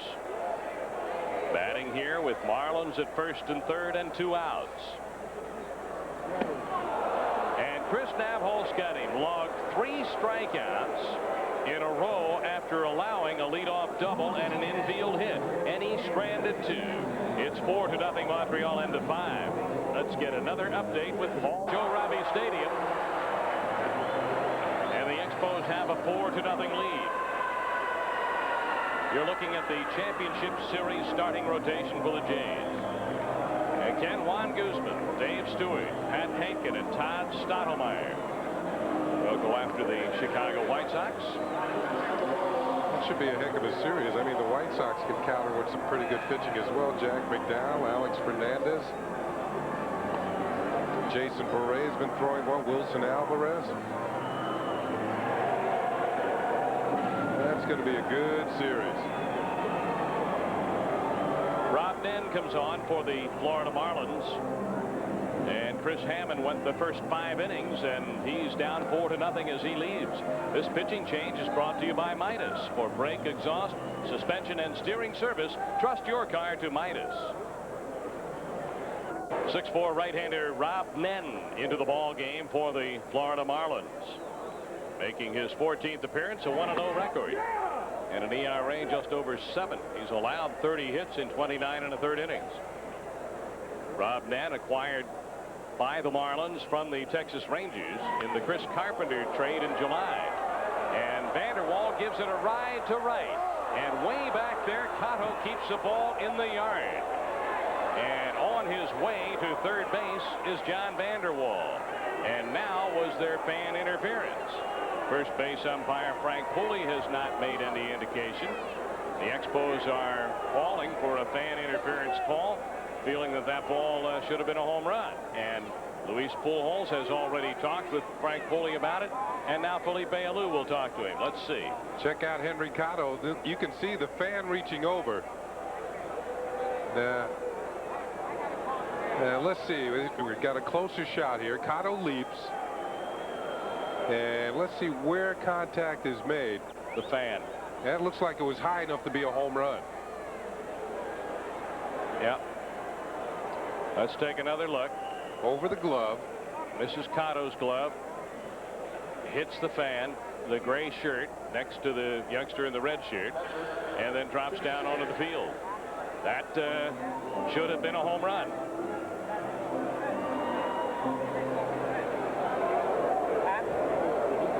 Frank Pulley explaining why he called it as he did. Well, it ends up a triple, which is not too bad, but that's a long way out to right field, and you know, the lighting might have come into play. Frank Pulley, when I checked out the umpires, I mean, the ball got out there in a hurry, and he didn't have much time to get far down the line.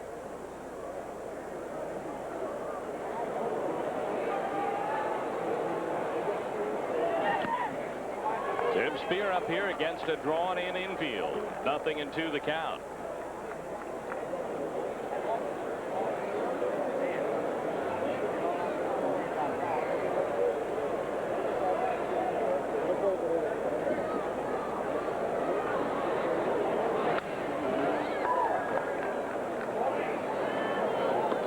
Still 0-2. Well, and that is supposedly a hard thrower. Now, he struck out a lot of people in the minor leagues. 370 innings, 316 strikeouts. Spear asking for time. You might recall that Nen's dad was a major leaguer. Dick Nen played with the Dodgers for a while.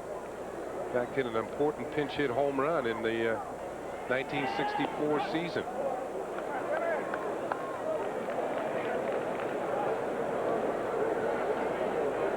And speaking of pinch hitting, there's Curtis Pride on deck.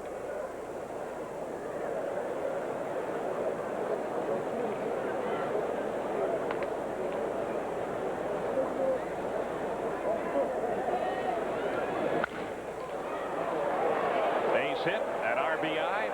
Spear drives in John Vanderwall. So it took a while for John to get to home plate, but he got there on a hit by Spear.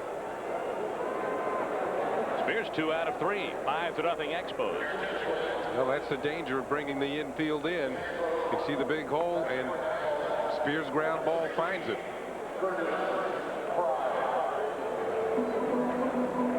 Chris Nabholz will come out of the ball game. And Curtis Pride will pinch hit for Nabholz here in the 6th. 5-0 Expos.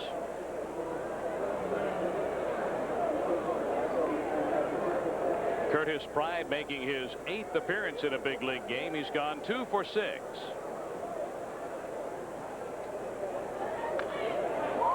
Both of his hits have been extra base hits, a double and a triple, a foul ball and strike 1.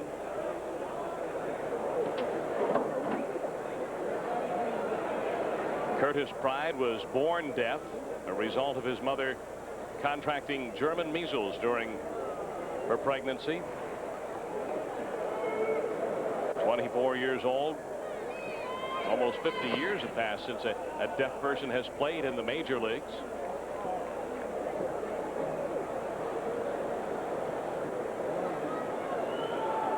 The last deaf player in the big leagues played 82 games for the Cincinnati Reds in 1945. Dick Sipek.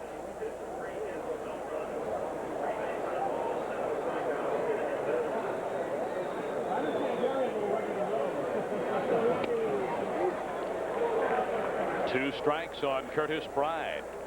Graduated from the College of William and Mary. A point guard on the basketball team there. A good all-round athlete. And a player that Felipe Alou is already counting on for 1994. It's a good man to have come off the bench. Good speed, can play all the outfield positions.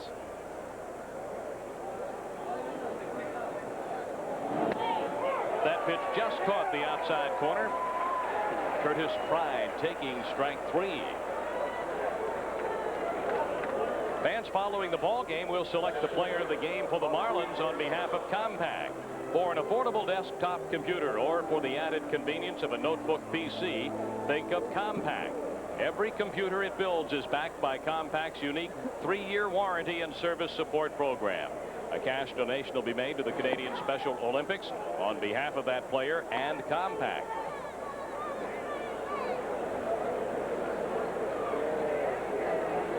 One down, Spear at first base, Grissom up. He's popped up, doubled and scored and walked. The run he scored in the 3rd, his 100th. Joining Ken Singleton,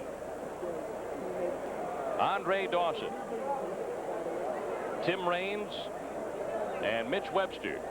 It's the only Expos to have scored 100 or more runs in a season.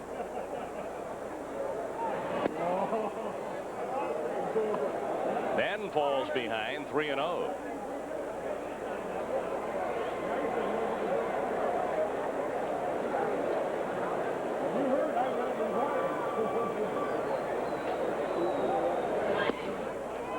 That's up high for ball 4, and the Expos have 2 on with 1 out.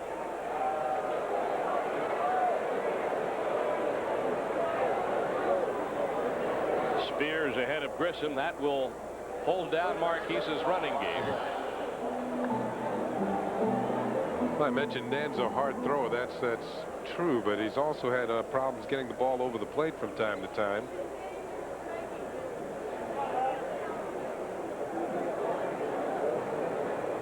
Mentioned he was in the Texas organization, and Chris Carpenter was here with the Marlins early in the year working in the setup role, but he was traded to Texas, and then was came along with Kurt Miller in the deal. There's a look at the numbers. 1-0 in relief. That ERA of 7.06.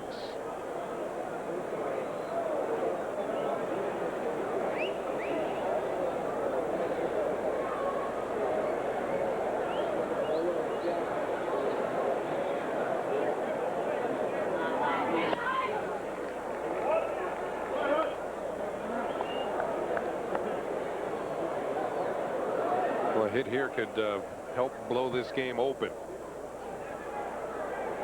And it would give the Expos 2 of the first 3 games here in Florida.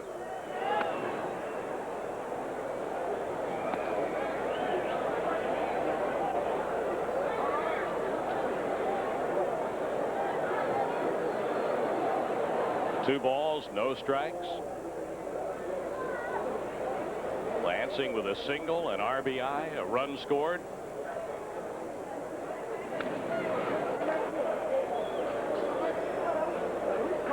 Two and one.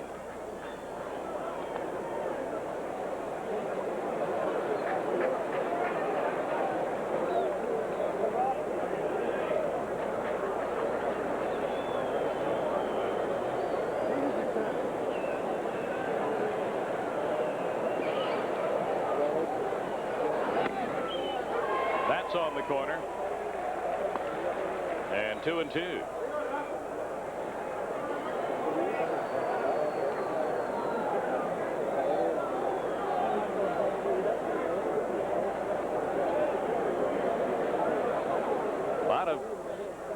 Fans who have followed baseball since going back into the 1960s probably remember Rob Nen's father. There's a foul ball back out of play. He was a first baseman with the Dodgers, the old Washington Senators, and the Chicago Cubs. Dick Nen, Rob Nen's father. Played in '63 on through into 1970.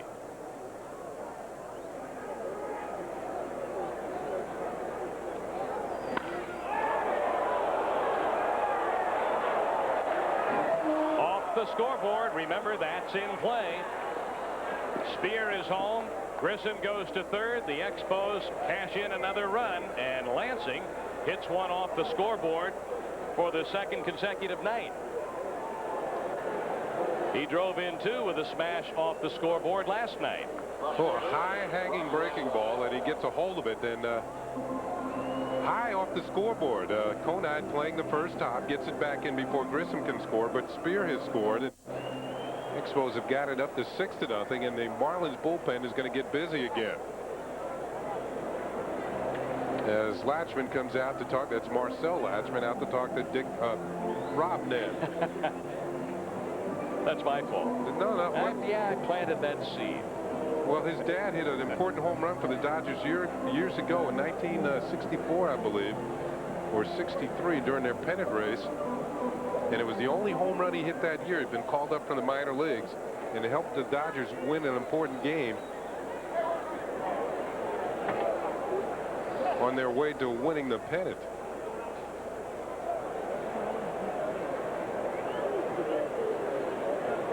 Rondell White up here. The infield is in. Two in scoring position.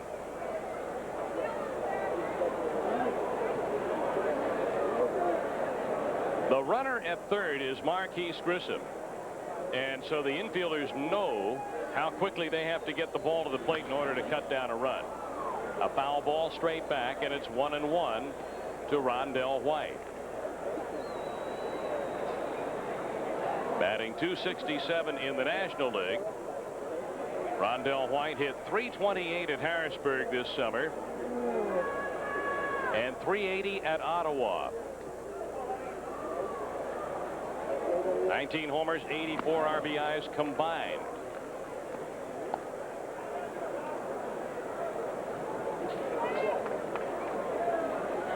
Two balls and a strike to Rondell White.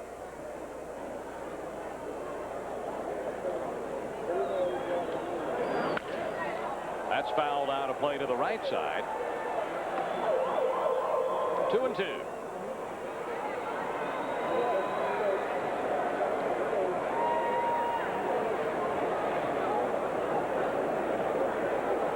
Expos have been scoring runs 2 at a time so far tonight.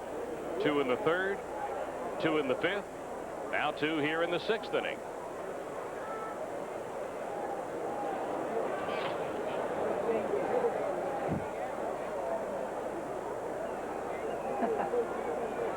Then delivers to the plate, and a chopper toward first. Estrada has it. Grissom will not try to score. 2 away.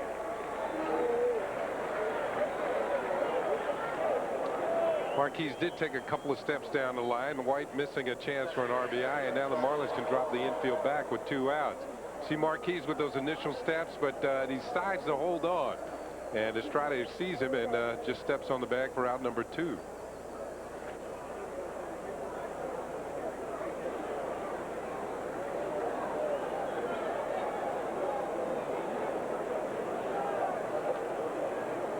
Two down, runners at 2nd and 3rd, Lansing and Grissom.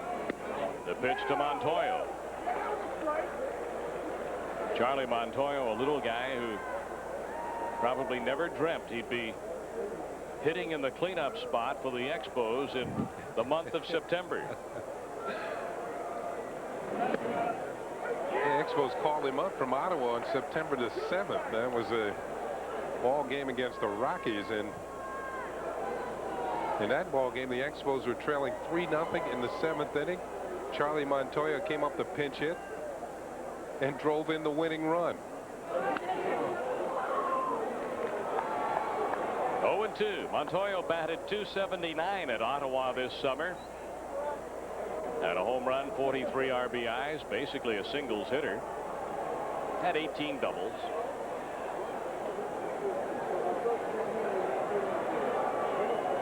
Played in 99 games for the Ottawa Lynx.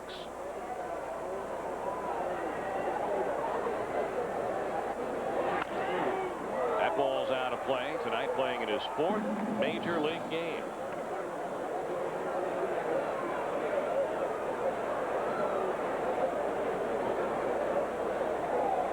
Sean Berry had started in the cleanup spot with Larry Walker being out of the lineup tonight.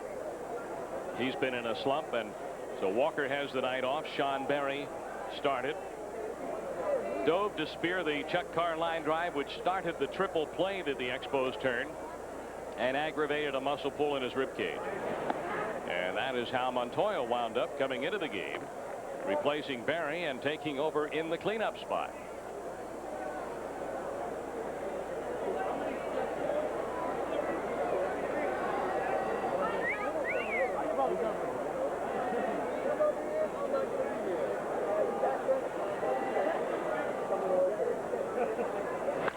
Montoyo lines a ball out into right field, but in on it quickly is Henry Cotto. A sinking liner caught by the right fielder. The Expos. Well, it has been quite a night so far for the Expos. Think of the things we've seen in this game. I think with both pitchers at times struggling to throw strikes, nothing will slow a game down more than a pitcher not throwing strikes. And the 2 starters at various times had their problems, both Nabholz and Hammond. But we saw Marquis score his 100th run. We've seen a triple play. We have seen the call out in right field on the non-home run by John Vander Wal that should have been a home run, wound up being a triple.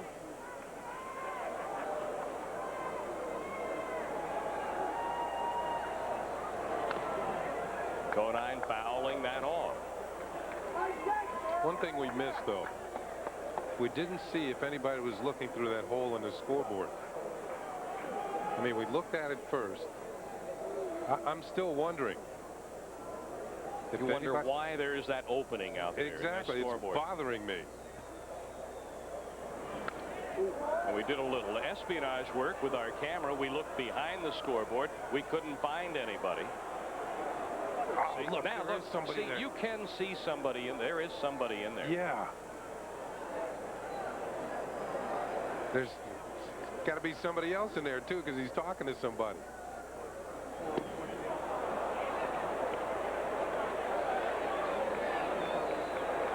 Conine has struck out.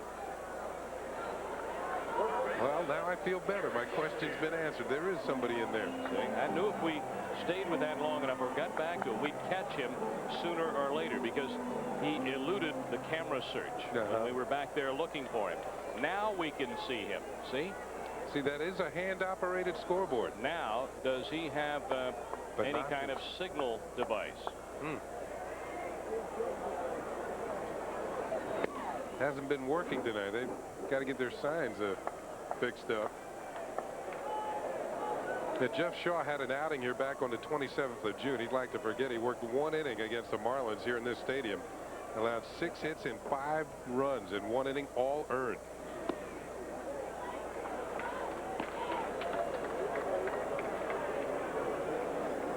Two balls, no strikes to Sheffield. Including a home run to Sheffield.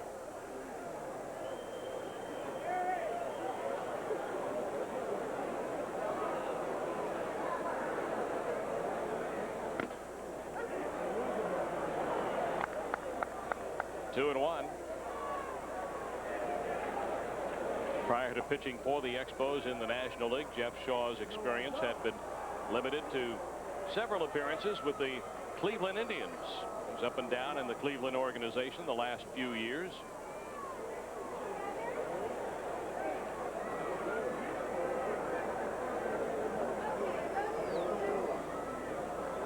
Shaw pitched briefly for the Indians in 90, 91, and 92.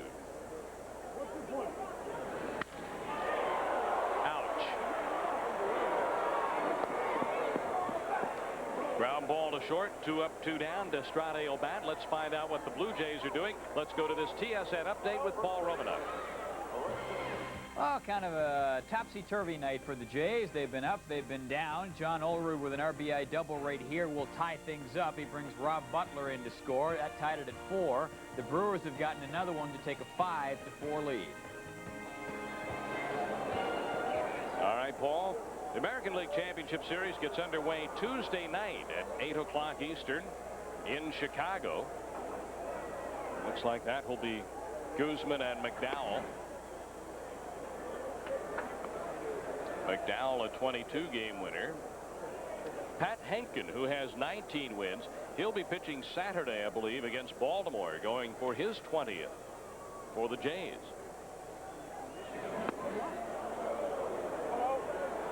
One and one to Destrade. How do you see the American League Championship Series? I think it's going to be a good series, but I really feel that experience sometimes in these situations will eventually tell the tale, and the Blue Jays are the club with the experience. A line drive base hit to right by Destrade.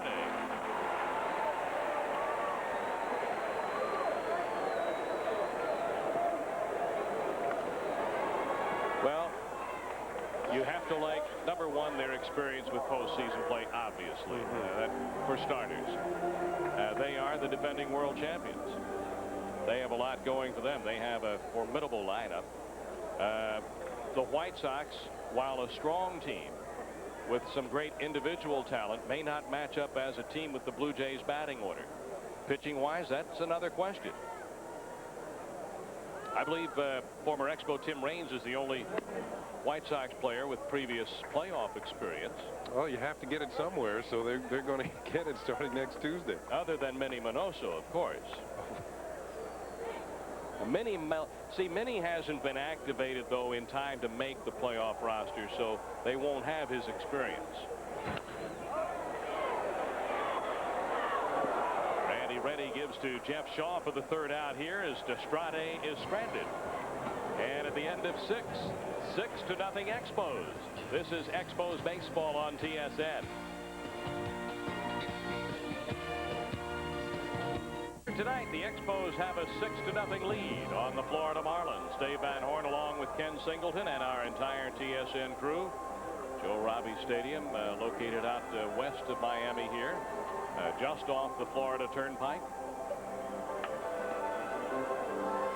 Here's the line on Knapp. Holds 5 innings, 3 hits, no runs, 3 walks, 7 strikeouts, a season high. And Chris Hammond, 4 2/3, 6 hits, 4 runs. They were all earned. 4 walks and 2 strikeouts. Had that helicopter shot.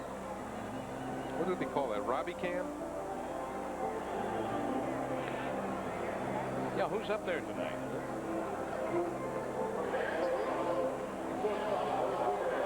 Cordero, Ready, Vanderwall.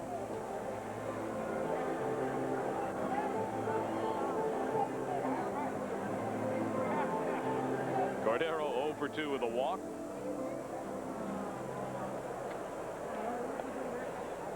Expos have 6 runs on 9 hits and have out-hit Florida 9-4.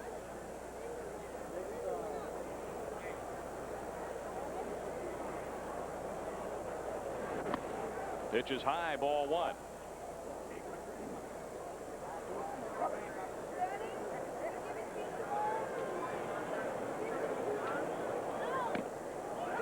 Called strike.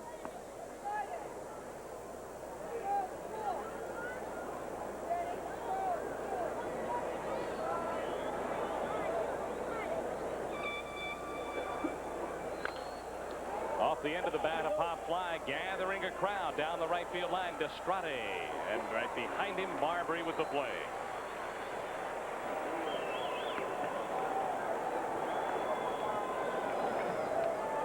They tell us the announced crowd tonight, 26,579.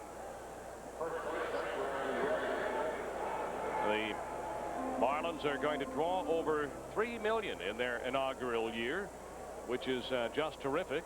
That and I guess all other figures pale in comparison to the Colorado Rockies draw for the year. Well over 4 million. But a terrific job by the Miami fans coming out and supporting their team this inaugural season. A line drive to right. Short hop. Frank Pulley said a catch by the right fielder Cotto. Ready lines out on a sinking line drive to Henry Cotto. Well, nice play by Cotto if indeed he catches it on the fly. Let's take a look. No, I don't think so. It looked to be short hopped. But Cotto going through with the act. Yeah, that hits the ground, comes up into his glove. Yeah, that was not a catch. So Frank Pulley has missed the home run ball in the seats in right, and a non-catch in right field. 2 down. Vanderwall wound up with a triple on that ball that he hit off the fans in the first row of the seats in right in the last inning.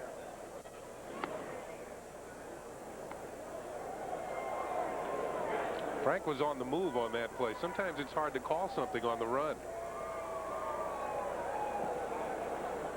The fans are getting on him down the right field line. Yep. He's at it. Keep the game moving. That's right. Frank said, I really need this.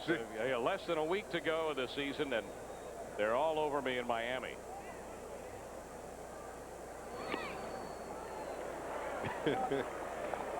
Yeah, if you think this game is moving along because of Frank Pulley, tomorrow afternoon's game when he's behind home plate and it's getaway day and umpires have to get a flight. Fans, make a note right now.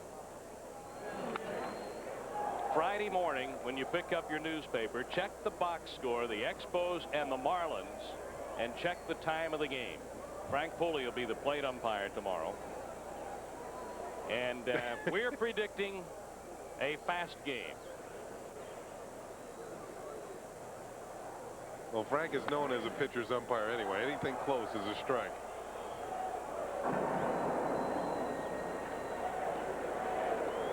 Three and 2 on John Vanderwall.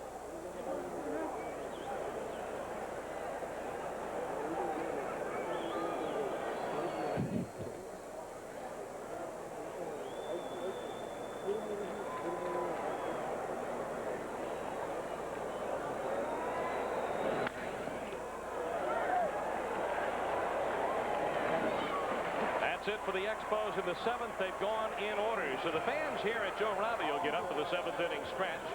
6-0 Expos. And this is Expos baseball on TSN. Bob Nagle will lead it off for the Marlins. Natal, Weiss, and then a pinch hitter, more than likely, for Rob Den.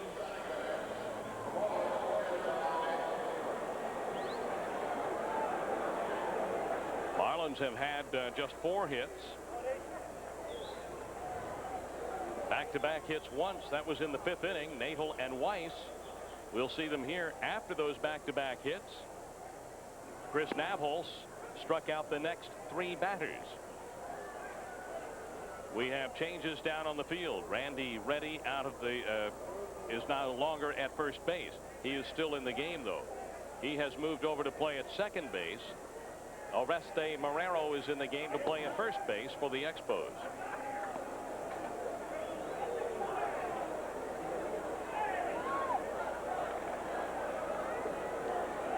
So Marrero and Reddy. Natal with a double in the 5th, struck out his first time.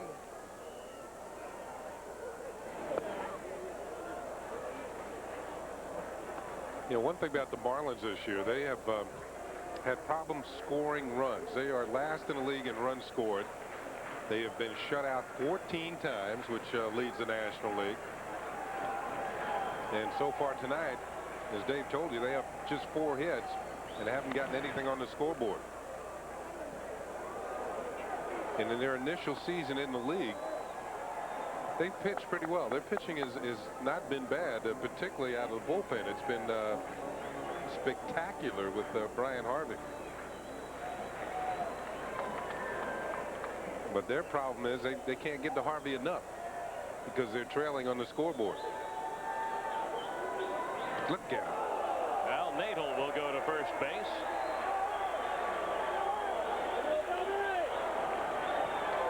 And the Marlins have a base runner.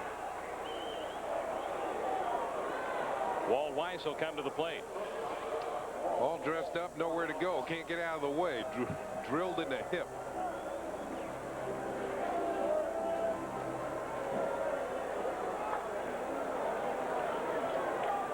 Weiss to bat. They've sent Darrell Whitmore out to the on-deck circle.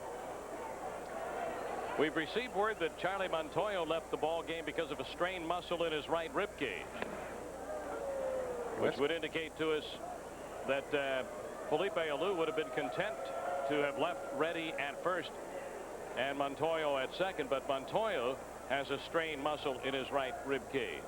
So the Expos have lost 2 players to that injury tonight, Barry and then Montoyo. A tapper back to the mound and an out at second, and that's all, as Natal sends a rolling block into Cordero. Let's go for this TSN update now with Paul Romanuk. Thanks, Dave. Watch 2 things here. Watch the sweet swing of Ken Griffey Jr. and watch the guy in the first row near the middle of your screen. Whoa! He might have wanted to grab the ball. That was Griffey's 44th home run of the year. That ties him for the Major League lead with Barry Bonds and Juan Gonzalez. All right, Paul, thank you. You do that here tonight, it's a triple.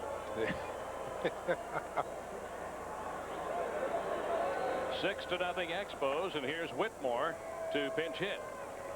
Batting .205, 4 homers, 18 RBIs.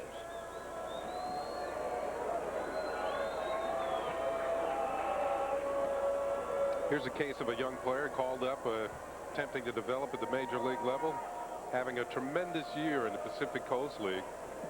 His first AB came against the Expos, first at bat in the major leagues, and he tripled off Kenny Hill right here in Florida. But as you can see by his batting average at .205, things have not gone as well for Darrell Whitmore, who was 2 for 4 in his first major league game.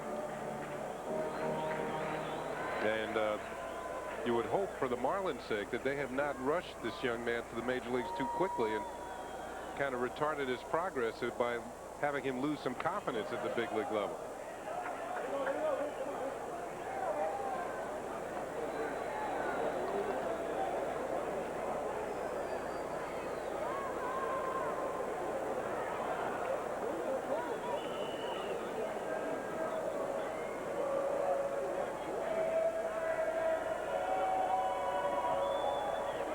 Shaw with 1 out, trying to get a ground ball here, missing outside.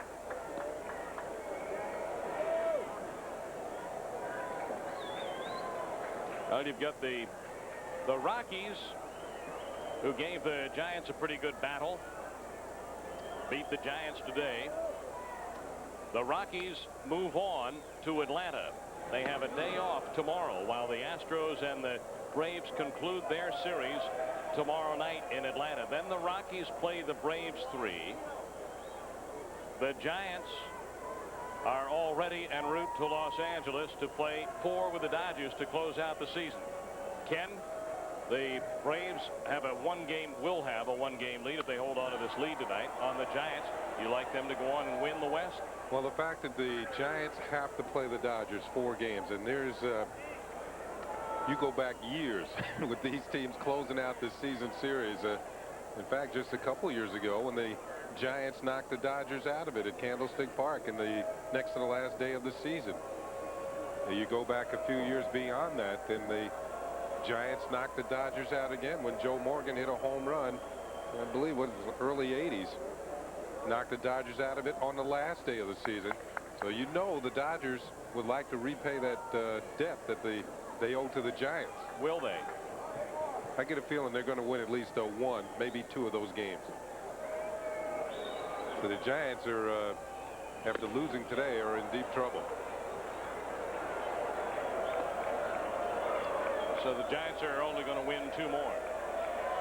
That would give them 102 wins. A win tonight for Atlanta is 101. So all they've got to do is win 2 more to clinch it. Yeah, that's right. I really wanted to see it end in a tie. 1-game playoff. 2 down here. Weiss at first base. Carr has walked, hit into a triple play, and struck out. The Expos made the triple play in the 3rd inning. With Weiss at second and starter Chris Hammond at first base, the runners took off on a pitch to Carr. He lined to third. Berry lunged to his left, caught the line drive for the first out, threw to second for the second out. Cordero turned it over to the first baseman for the 3rd out, a triple play. 5-4-3.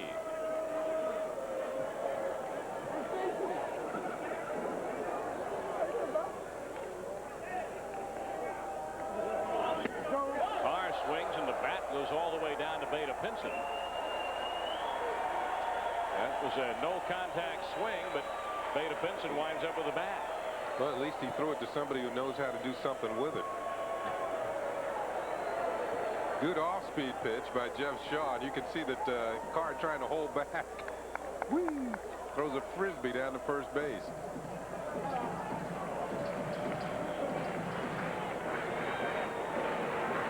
One and 2 to Carr.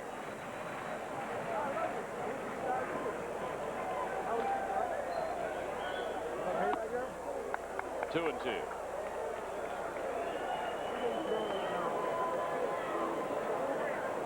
We talked a little bit about the starting pitching earlier on the telecast for 1994. Ken, I suppose when you look at the Expos bullpen, you start off with the guy who has 40 saves, John Wetland.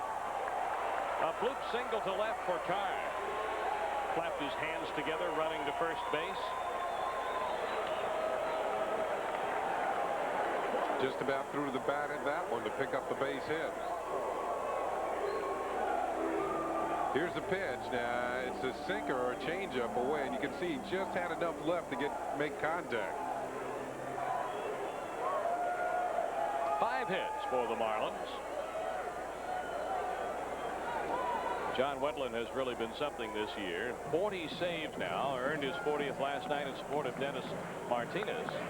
He is just 1 save away from tying and 2 away from setting a new save record. Jeff Reardon holds the club record. He saved 41 games for the 1985 Expos.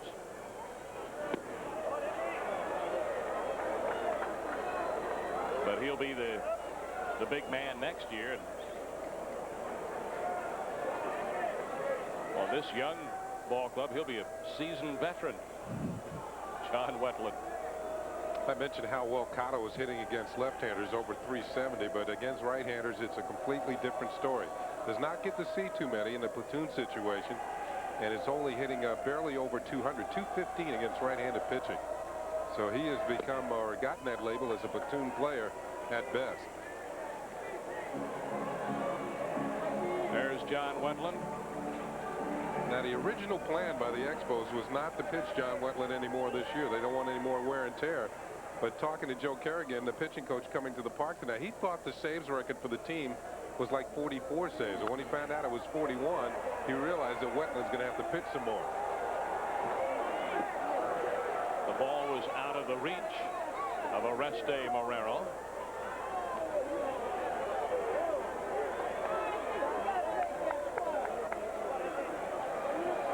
So Wetland was not penciled in to do much pitching in the final 4 games of this season, but now that they know that the saves record is within reach, I mean just one more, then maybe they can get Wetland one of those saves where he pitches the one hitter and gets the final out. Then he'll pick up a save. That way they save some wear and tear.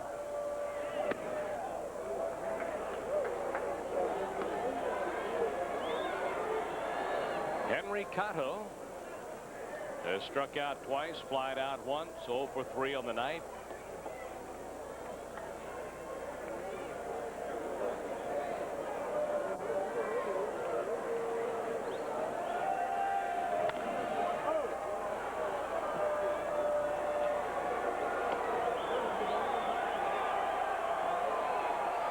Two and 2 the count. Carr at first base, Weiss at second base.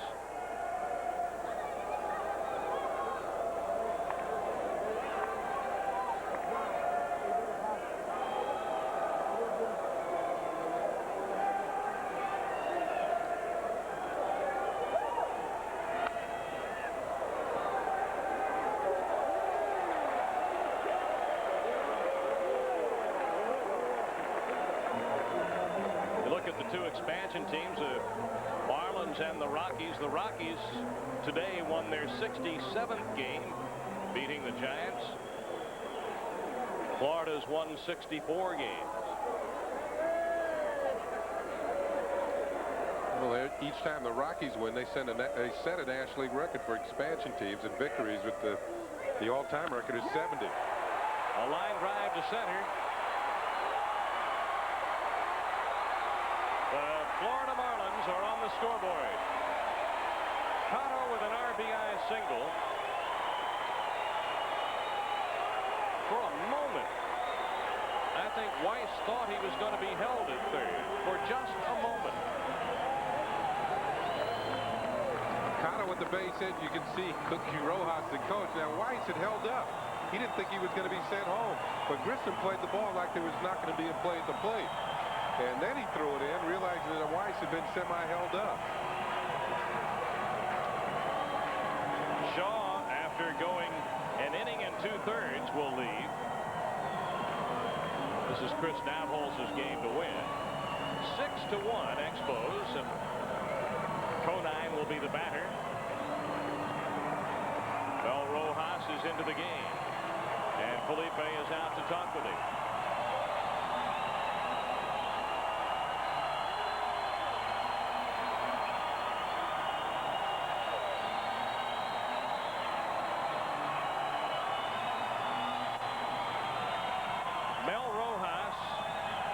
His 66th appearance, a 5-8 record, and a 3.03 earned run average. Well, they'd like to see Mel just get a couple of more innings into this season and then kind of shut it down. And one thing the Expos have told Mel, he's not going to pitch any winter ball this year, or at least not to the point where when he does come and start pitching in winter ball, it's just going to be to get ready for spring training, loosen up that arm.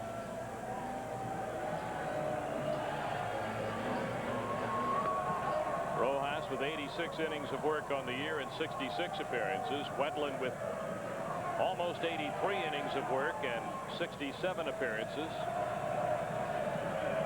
You see the ERA of Mel at 3.03.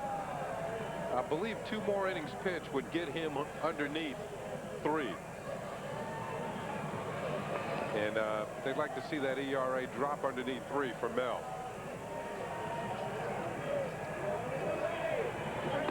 Rojas is the third Expos pitcher, and he has completed his warm-ups. He'll face Conine, who singled in the first, was called out on strikes in the fourth, and went down swinging in the sixth.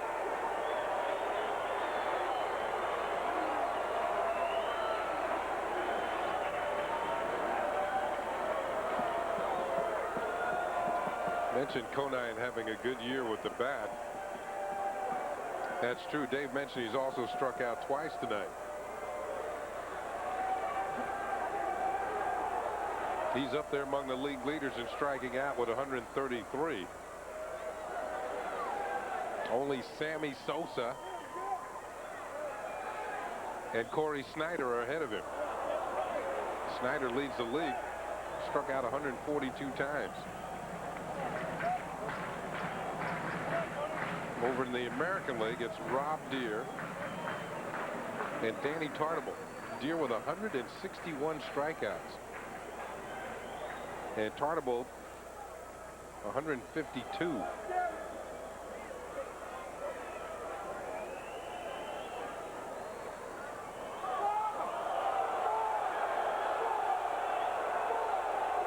Now Spear wants to talk to Rojas.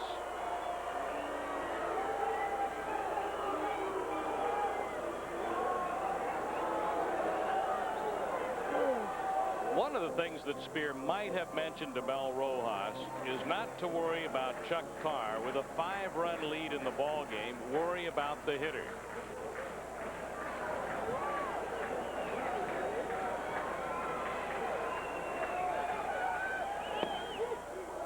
Ball 1. Now you see what Chuck Carr is doing at second, dancing around the bag, and pitchers don't particularly like that.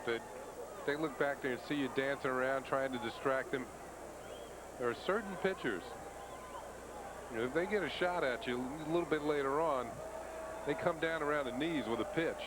You see how you like dancing up at the plate. Ball 2, 2-0 on Conine. 2 outs here in the inning.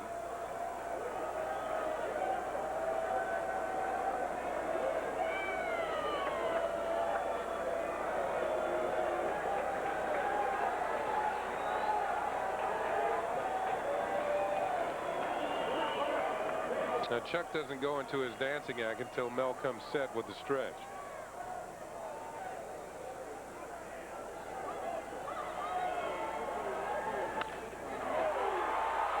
Cordero with the play to third. They get the force there on Chuck Carr, and that's it for the Marlins. 6-1 Expos as we head to the 8th in Florida. This is Expos baseball on TSN.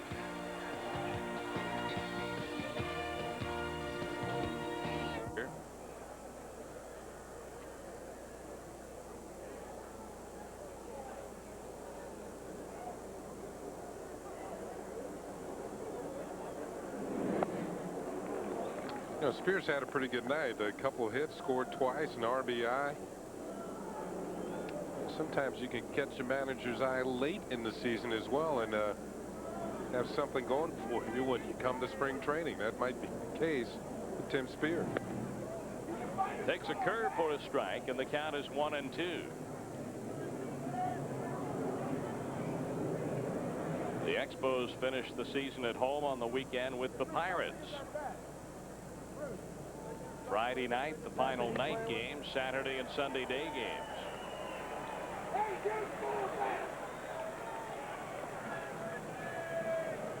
One gone here in the 8th inning.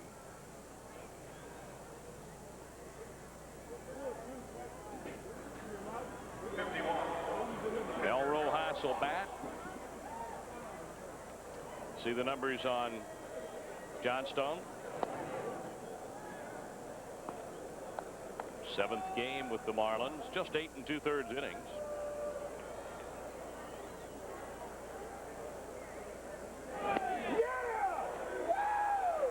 Mel's looking for his first hit of the season. 0 for 11 with 7 strikeouts.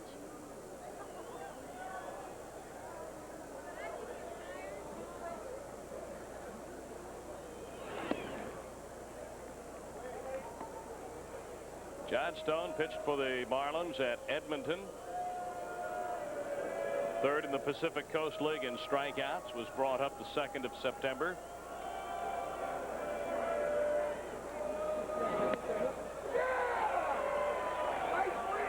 Two and 2 on Mel Rojas.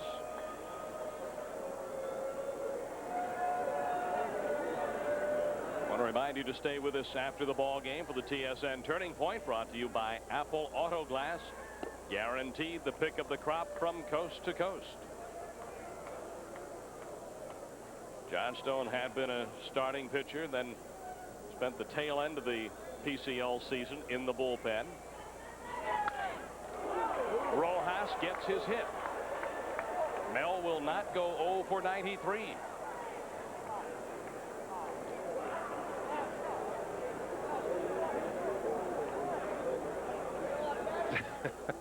Look at the smile on Mel's face after connecting. Well, that's a classic swing. That's the type you see on the, you know, you get a trophy with a hitter on top. That's the type of swing he's taking. The kind you see, the guy on the cereal box has that same sort of swing. Look at Mel.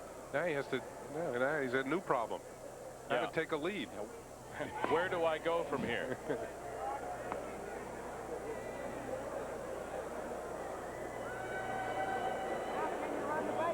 Marquise Grissom with a double, driving in a run and scoring a run in the 3rd inning. Had a hand in the first 2 Expos runs. Since then has walked twice. Ball on the ground here to Sheffield. 1 and 2, a rarity. A 5-4-3 double play. No runs, a hit, and nobody left. We'll go to the bottom half of the 8th, 6-1 Expos. This is Expos Baseball on TSN. May not have been with us earlier. He signed a new deal with the Marlins today, a 4-year deal, reportedly worth somewhere between $20 and $22 million.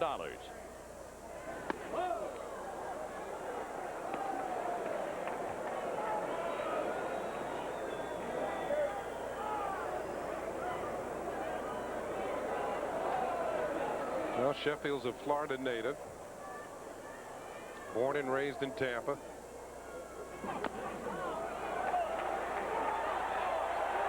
Spear calling Rojas off the ball. Sheffield is out, and of course the nephew of Doc Gooden. Exactly, and there was talk, and just briefly, if Doc Gooden were to leave the Mets, the place he'd like to come is to Florida. Check swing, ball off the plate. Sheffield almost falling as he comes out of the box. Mel getting out of the way, and Spear making the play. A lot of things happening on a little check swing grounder. Destrade, the batter. 1 for 2, hit by a pitch. We're in the 8th. It is 6-1 Expos. Ken, over the course of this year and in seasons past, you and I at times have talked about County Stadium, Milwaukee, and we are both in agreement, as are many people in baseball, that it is time for County Stadium to be replaced. It has gotten tired. It is tired and worn out. I now feel this may be the final straw. Toronto's at Milwaukee tonight. The game was delayed in the bottom of the 5th inning due to a wandering skunk in right field. So I think it is now time to shut down County Stadium and get on to something else. Wandering skunk, you know that's going to make some highlight films. A wandering skunk in right field. There it is. Just came across the wire.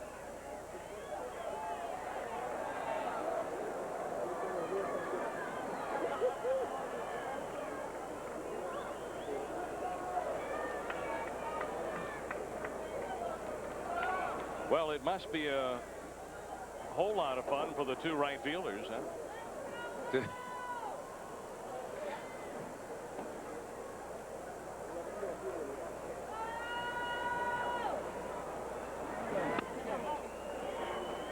Maybe no problem for them at all. Maybe it's just a problem for the grounds crew.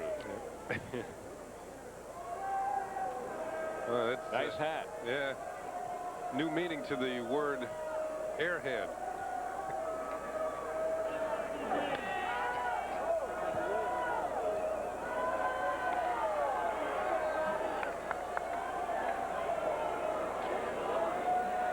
Two and two.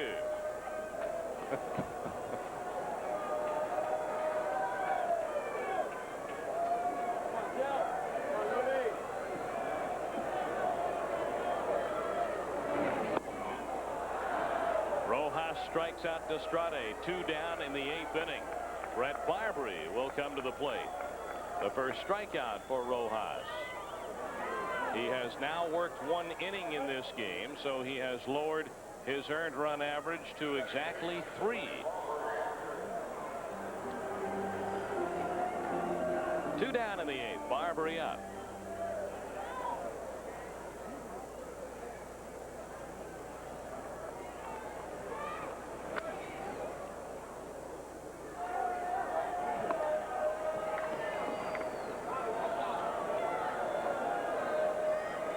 Expos kept the Marlins off the scoreboard until the 7th inning. So Florida cashed in 1 in the last inning. 0-2 on Barbary here. Barbary's grounded out, popped up, and again grounded out. Has not had a ball out of the infield.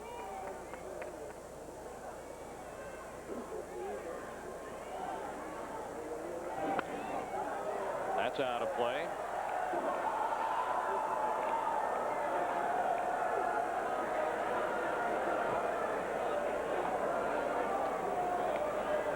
We talked about Mel getting his ERA down below 3 if he can before the season ends. Last year he had no such problem. His ERA was 1.43 for the year. Barbary checking. We'll be bringing you up to date again on the Houston-Atlanta ball game at Atlanta Fulton County Stadium. Expos up here 6-1, looking for their 91st win of the year.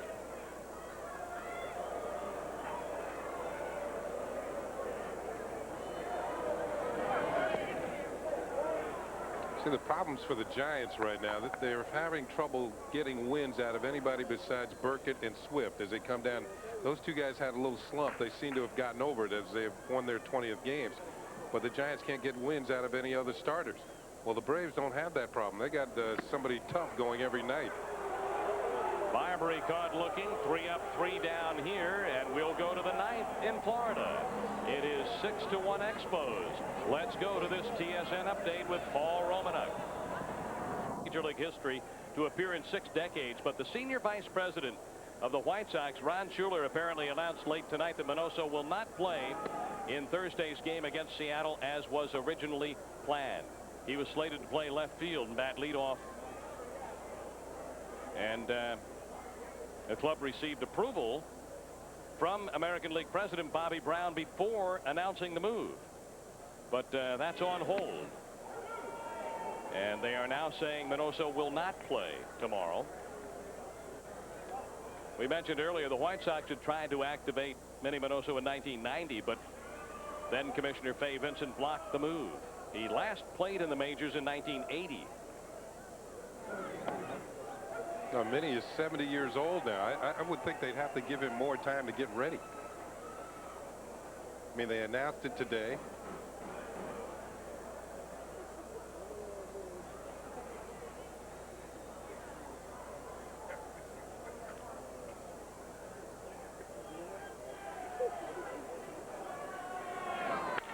There's a ground ball shot up the middle. Rondell White with a base hit. Expos at first and second.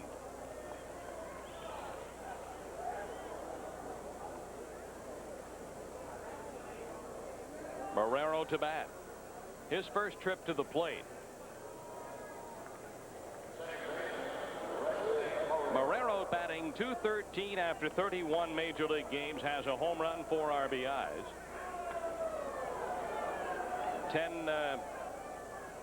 17 big league hits, 10 runs scored. Nate will out to go over things here with the pitcher.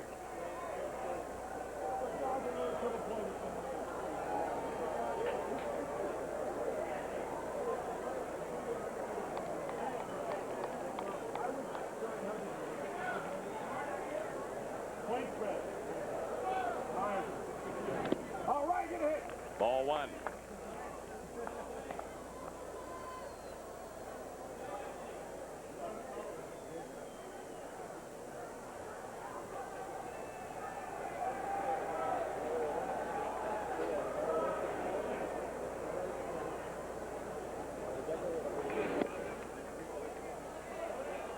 Two balls and no strikes to Marrero.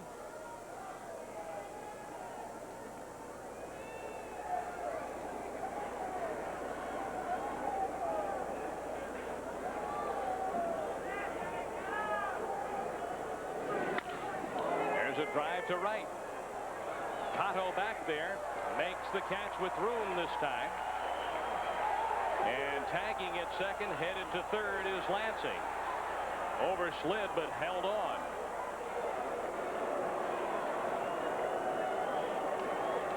Well, some daring base running by Lansing. First of all, he went halfway. He thought this ball was going to clear Cotto's head in right field. And Cotto got back, made the catch. Lansing then went back to second, tagged up, and came over to third. Cotto up against the wall in right, turns and fires. And the reason why Lansing was able to make it to third is because the relay to the second baseman was a short hop. And you can see he's hanging on. Held on by a fingernail. Did you see the movie Cliffhanger? The whole movie, everybody was hanging on by a fingernail.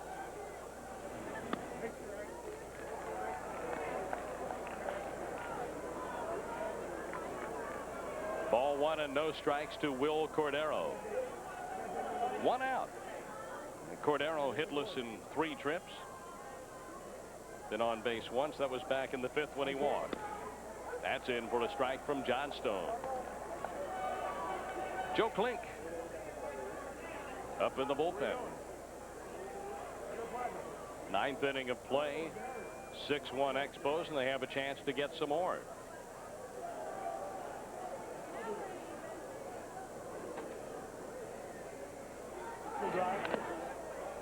You know, thinking about the Braves situation and the Giants situation, we've talked about it off and on tonight, Ken. Both teams with 100 wins going into play tonight. The last time 2 teams in a division finished with 100-plus wins was 1980. The New York Yankees won 103.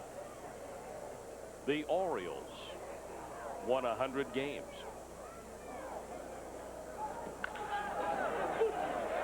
A bobble at third. They get the double play. No. A run scores. 7-1 Expos. And the bobble by Sheffield cost them that double play. It was still close at first base.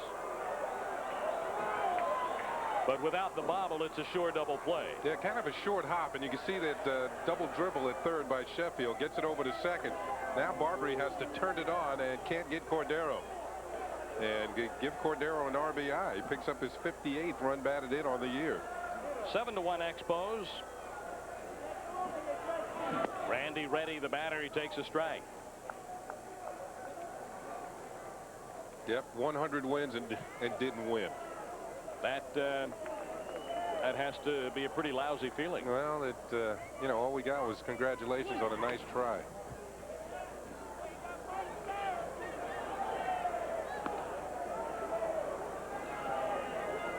Brings up that point that so many times in spring training, managers will say, well, I'll take 90, 92 wins and take my chances. Well, you better not settle for 90 or 92 wins anymore.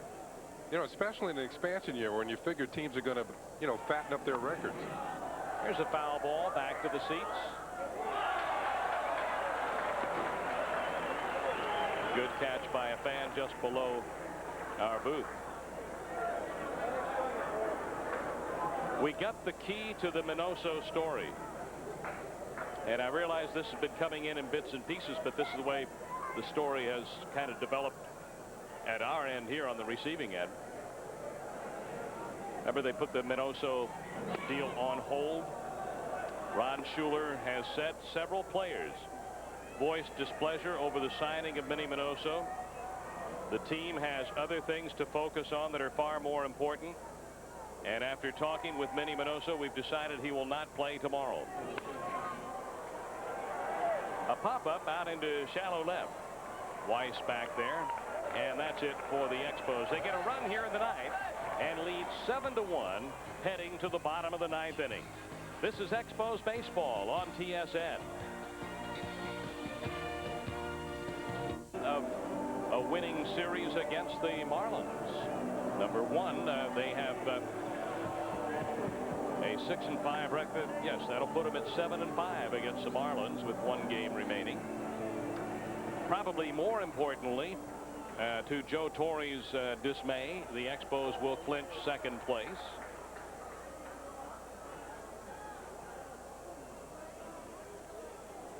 Nato 1 for 2, hit by a pitch his last time up.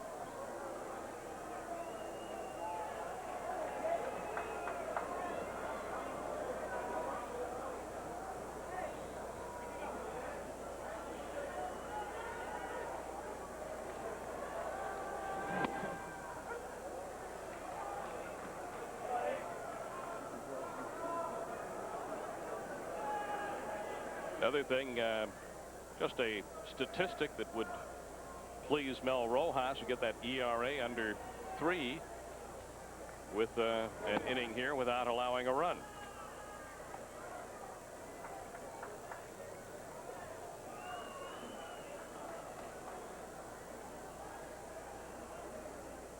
One ball and one strike.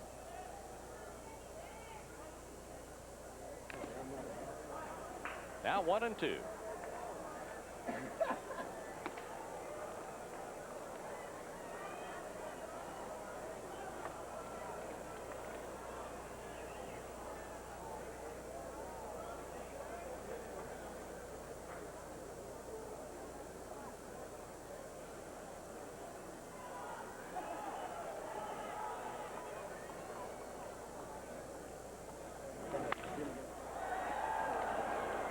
Lansing has that.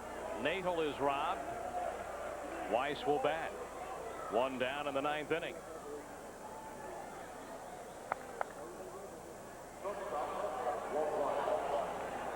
So Mel trying to close this out. Lansing has started the game at second, now over at third.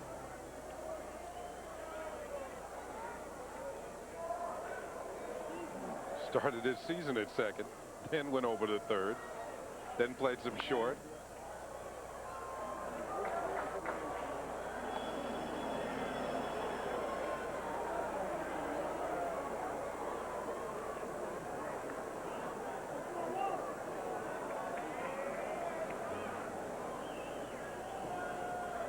.24 games over 500. Be a high water mark for the Expos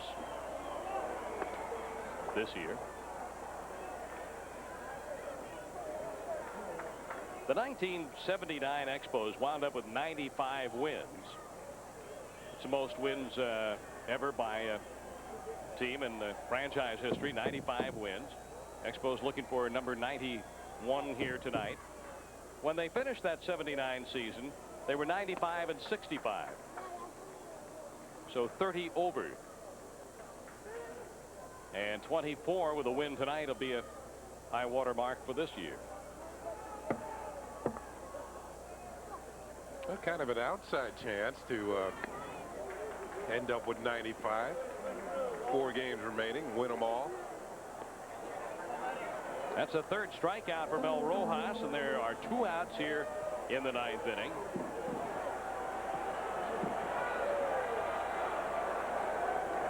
Matthias Carrillo will pinch hit for the Marlins. He was activated just the other day. Singled in his first major league at bat off Andy Benes of the Padres on September 1st. Hits a ball in the air here. Grissom has to go. He's back there, makes the running catch to end the ball game. Marquise Grissom with a long run, and that's it. Mel Rojas got him. He pitched perfect relief ball for 2 1/3 innings. And the Expos have beaten the Marlins 7-1, clinched second place, and 91 wins. And it's not over yet for Felipe Alou and the Expos. Well, Felipe will see his ball club come right back tomorrow afternoon, take on these very same Marlins, trying to make it 3 out of 4 in this series before heading home to finish off the season with a 3-game series against the Pittsburgh Pirates. So the standings with the Expos clinching second, 91 and 67. This is Expos Baseball on TSN.